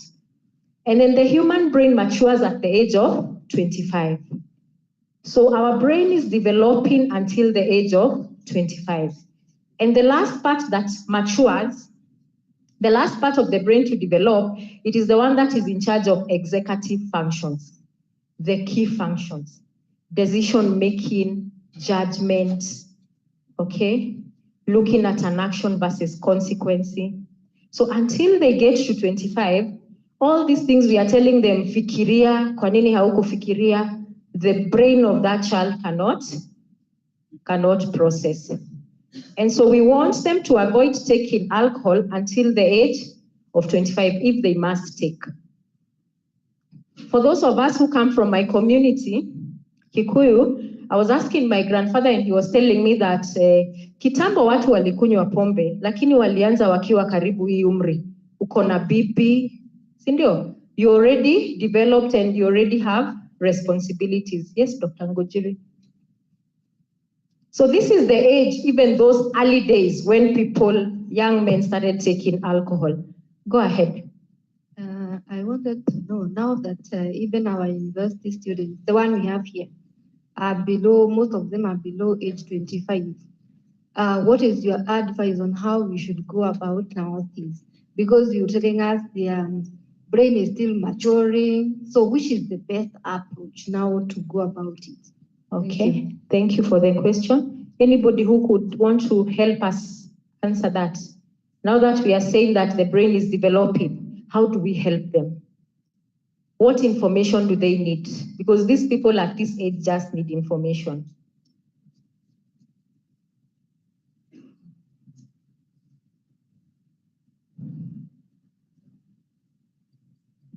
We need to develop their skills, their life skills.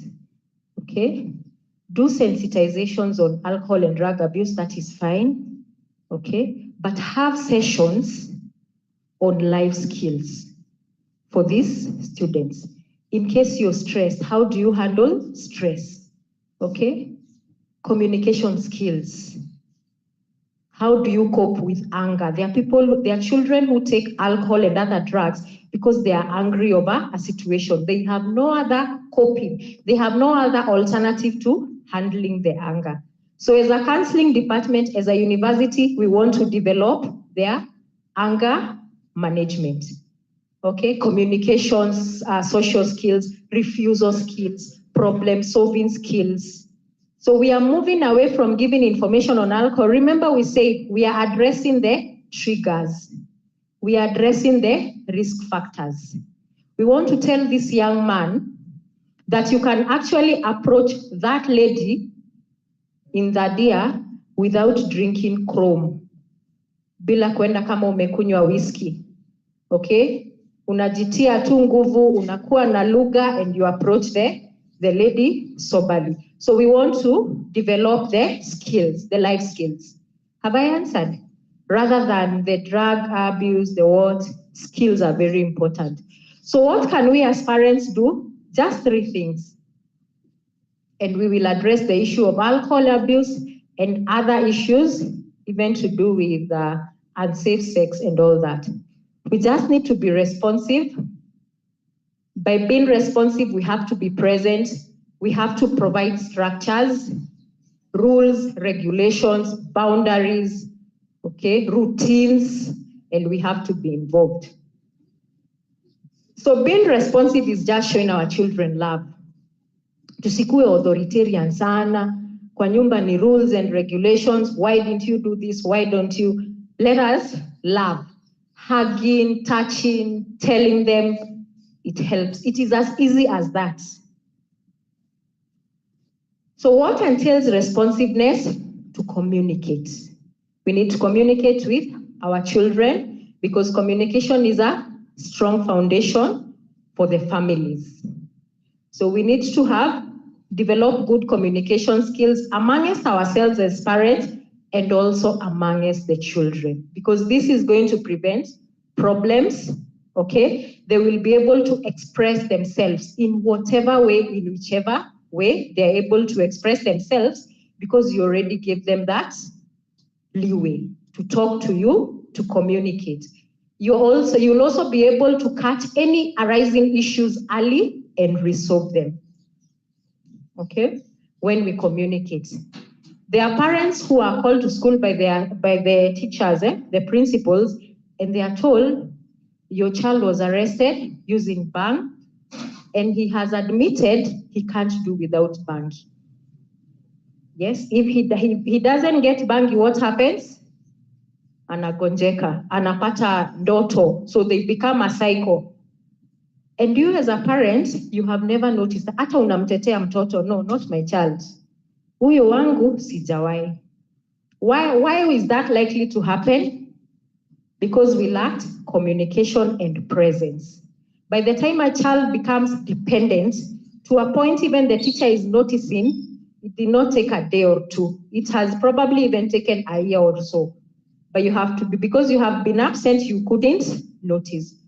Communication also helps to reinforce and support positive desired behavior.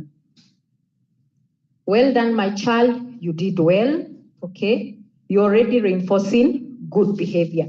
And in case it is not a good behavior, you're also able to sanction, to tell them they did wrong, they need to do this, they need to change. So you communicate by questioning, basically asking questions. What happened to your maths exam? Okay, why did you get this? Can we improve it? What are some of the ways you're helping them to problem solve by questioning? You're not giving them any responses. They are finding this. The solutions are coming from the children. Then we need to listen and observe a lot. We learn a lot through observation, and we have to be calm, reducing emotions. In the event that you learn your child is on drugs, in the event they come, as you are communicating, as you are talking, they tell you, the first thing that you need to do is stay calm. Because the minute you rebel, the minute umetoa mshipi sasa unataka kumchapa, hata sema chochote. The conversation is over. Completely over. And now watasema, whatever happens, let it happen. Okay? So calmness, you need to control your thoughts and actions. Listen to them more. How did it start? When? Question more, but calmly, controlling your thoughts. Don't even show them you're angry. You could be very angry. And if you feel that you're so angry, you just walk away. Tell them, sawa, nimesikia, tutaongea. So that you also go and think about it and restore your thoughts and actions.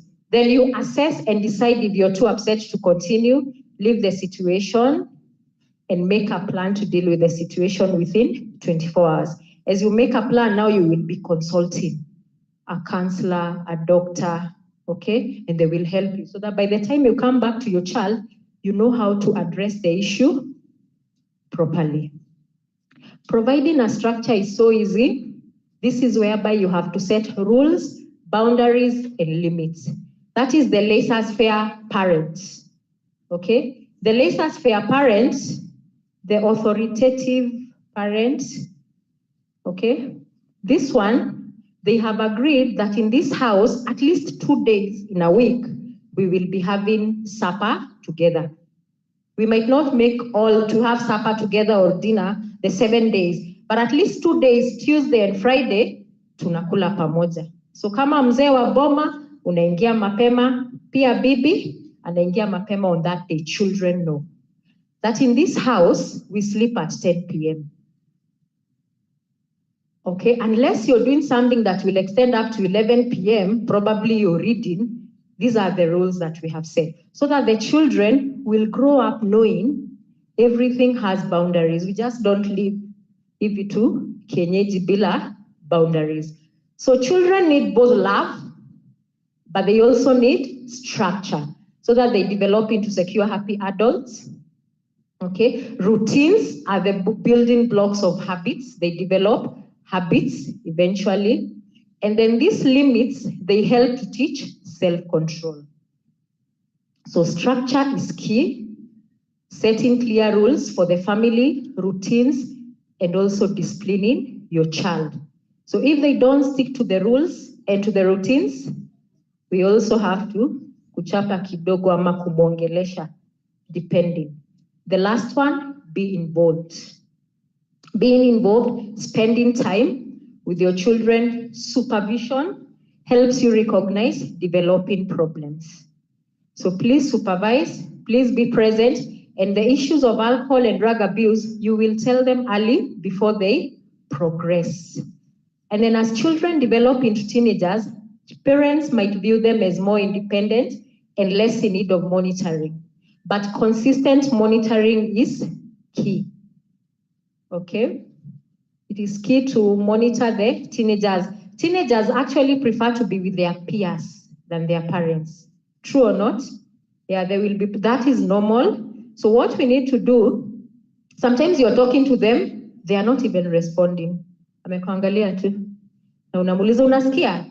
Yes, they are listening. Don't get tired of telling them. They listen. It's just that their way of response is a bit different from what we expect. So keep telling them the right thing, not making noise. There's a difference, okay? Not rebuking, giving them information in bits. They will listen. It will protect them. Research says they listen more to parents than their peers, but they will not show you. Hormone zao na nini hawataki kuonyesha. You know, they are also independent and they feel like they are adults.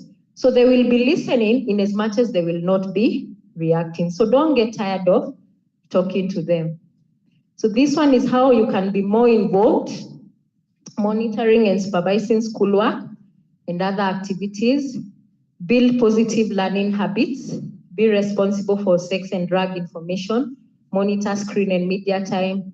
We've had this severally. Get to know their friends and friends' parents, talk and listen to their feelings and thinking, monitor their use of pocket money. Spend time with them, at least 15 minutes per child per day. Is that possible? With our tight schedules and our targets and our timelines, at least try to create some time. It is much to ask, but you can still work within the timelines, because by spending time, you learn a lot, you observe a lot.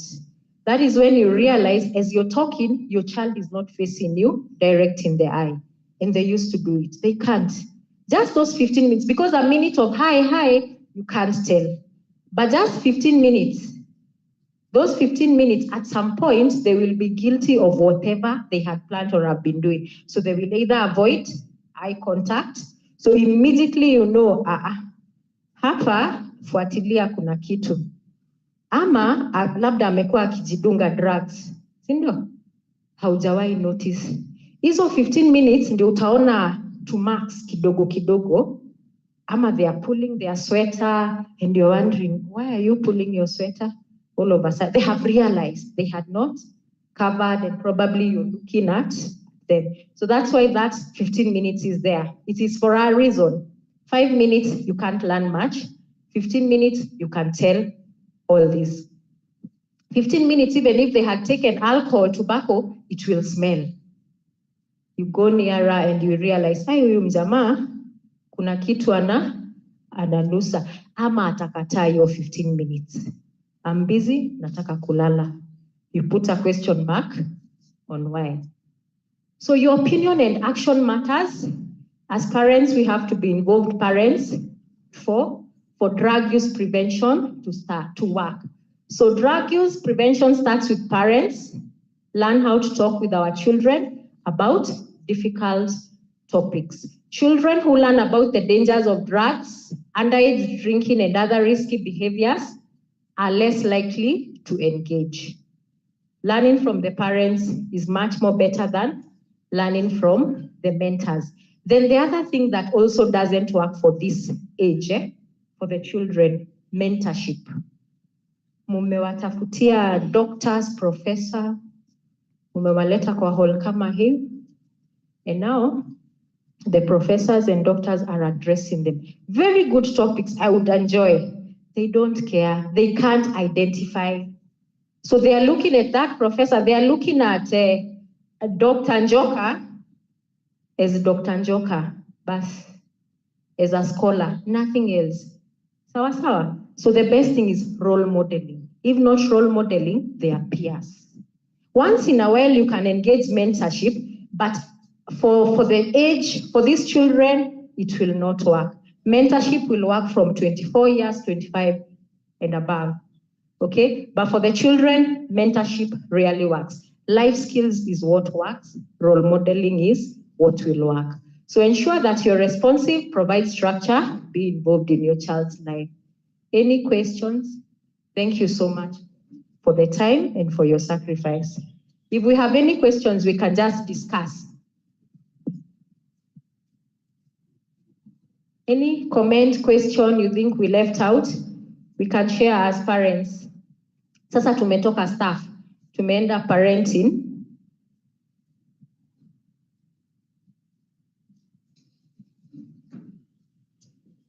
It's some little information addition because this generation has a lot of issues and the parents do not seem to have time for the children because of the nature of the things they're involved in. So they take their children during the formative years and dump them in boarding schools. The child, some of them are taken to boarding even for pre-primary school. They clear the primary.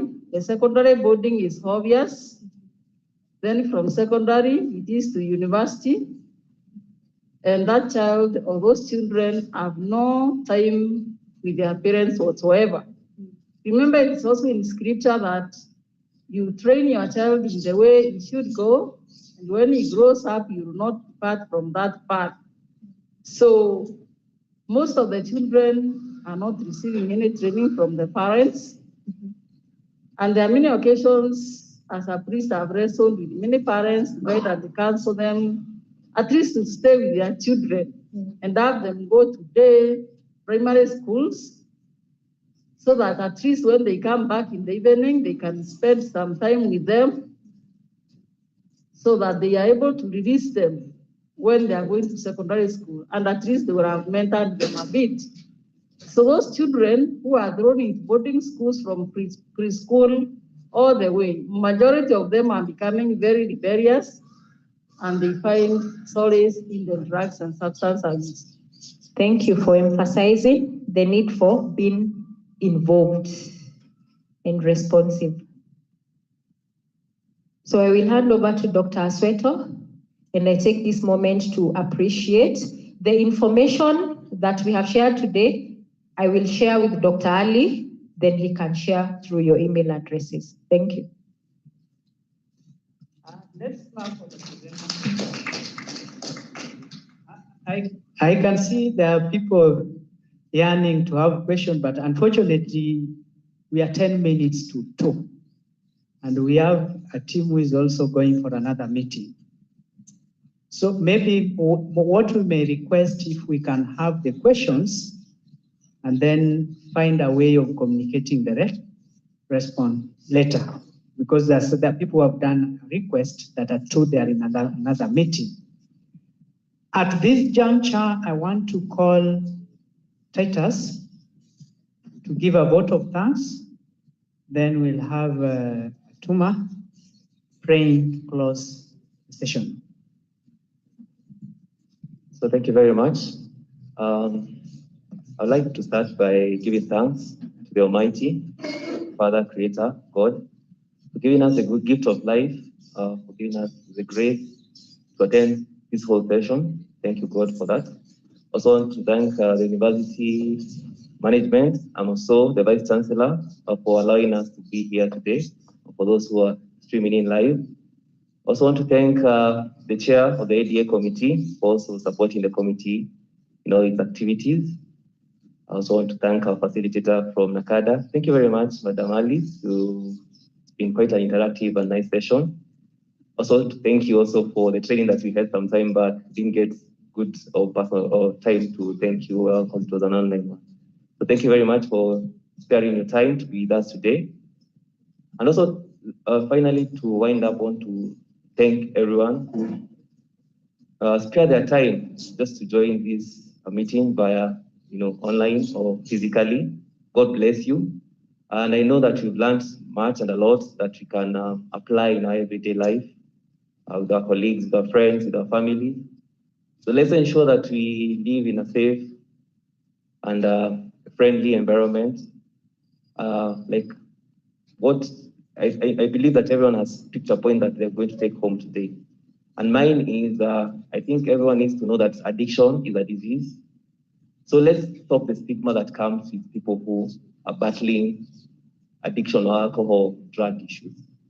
Some of them are in situations that they don't know how they got there in the first place. So if you find someone or the other person who's going through such, don't demonize them, don't stigmatize them. Find a way on how you can get them help. So that's my take-home point. Addiction is a disease that everyone needs to seek or get help for. So thank you very much. I appreciate everyone.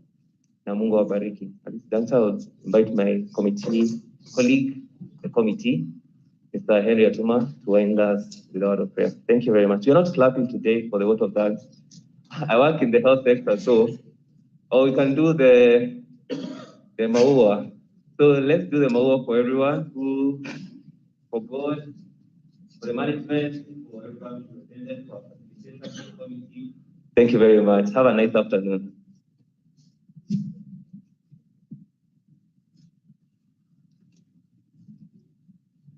I'm Atum Henry, a committee member of ADA. I'm also the Students' Counselor of the University of Embu. There are those of us who are not meant even to taste alcohol. Let us pray.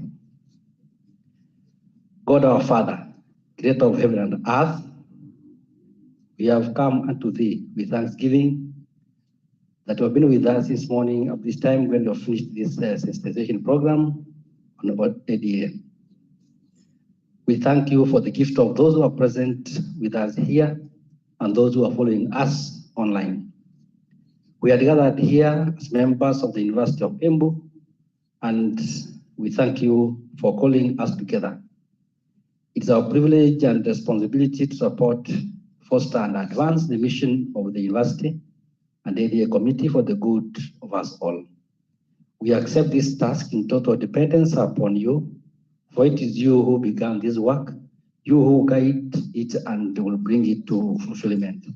Send your spirit upon us, open our hearts, and enable us to recognize your presence among us. Open our minds to respond to your calling. Enable us to draw upon the wisdom and the experience of yesterday as we respond to the concerns of tomorrow. Give us wisdom to discern what's right, good, and just, even for our bodies, soul, and mind. Lord God, you have given us courage to participate in your ongoing work of creation. We call upon the intercession of your Son Jesus to confirm our prayer and support of our endeavors. We ask this through your Son Jesus Christ, who lives and reigns with you forever and ever. Amen. Thank you.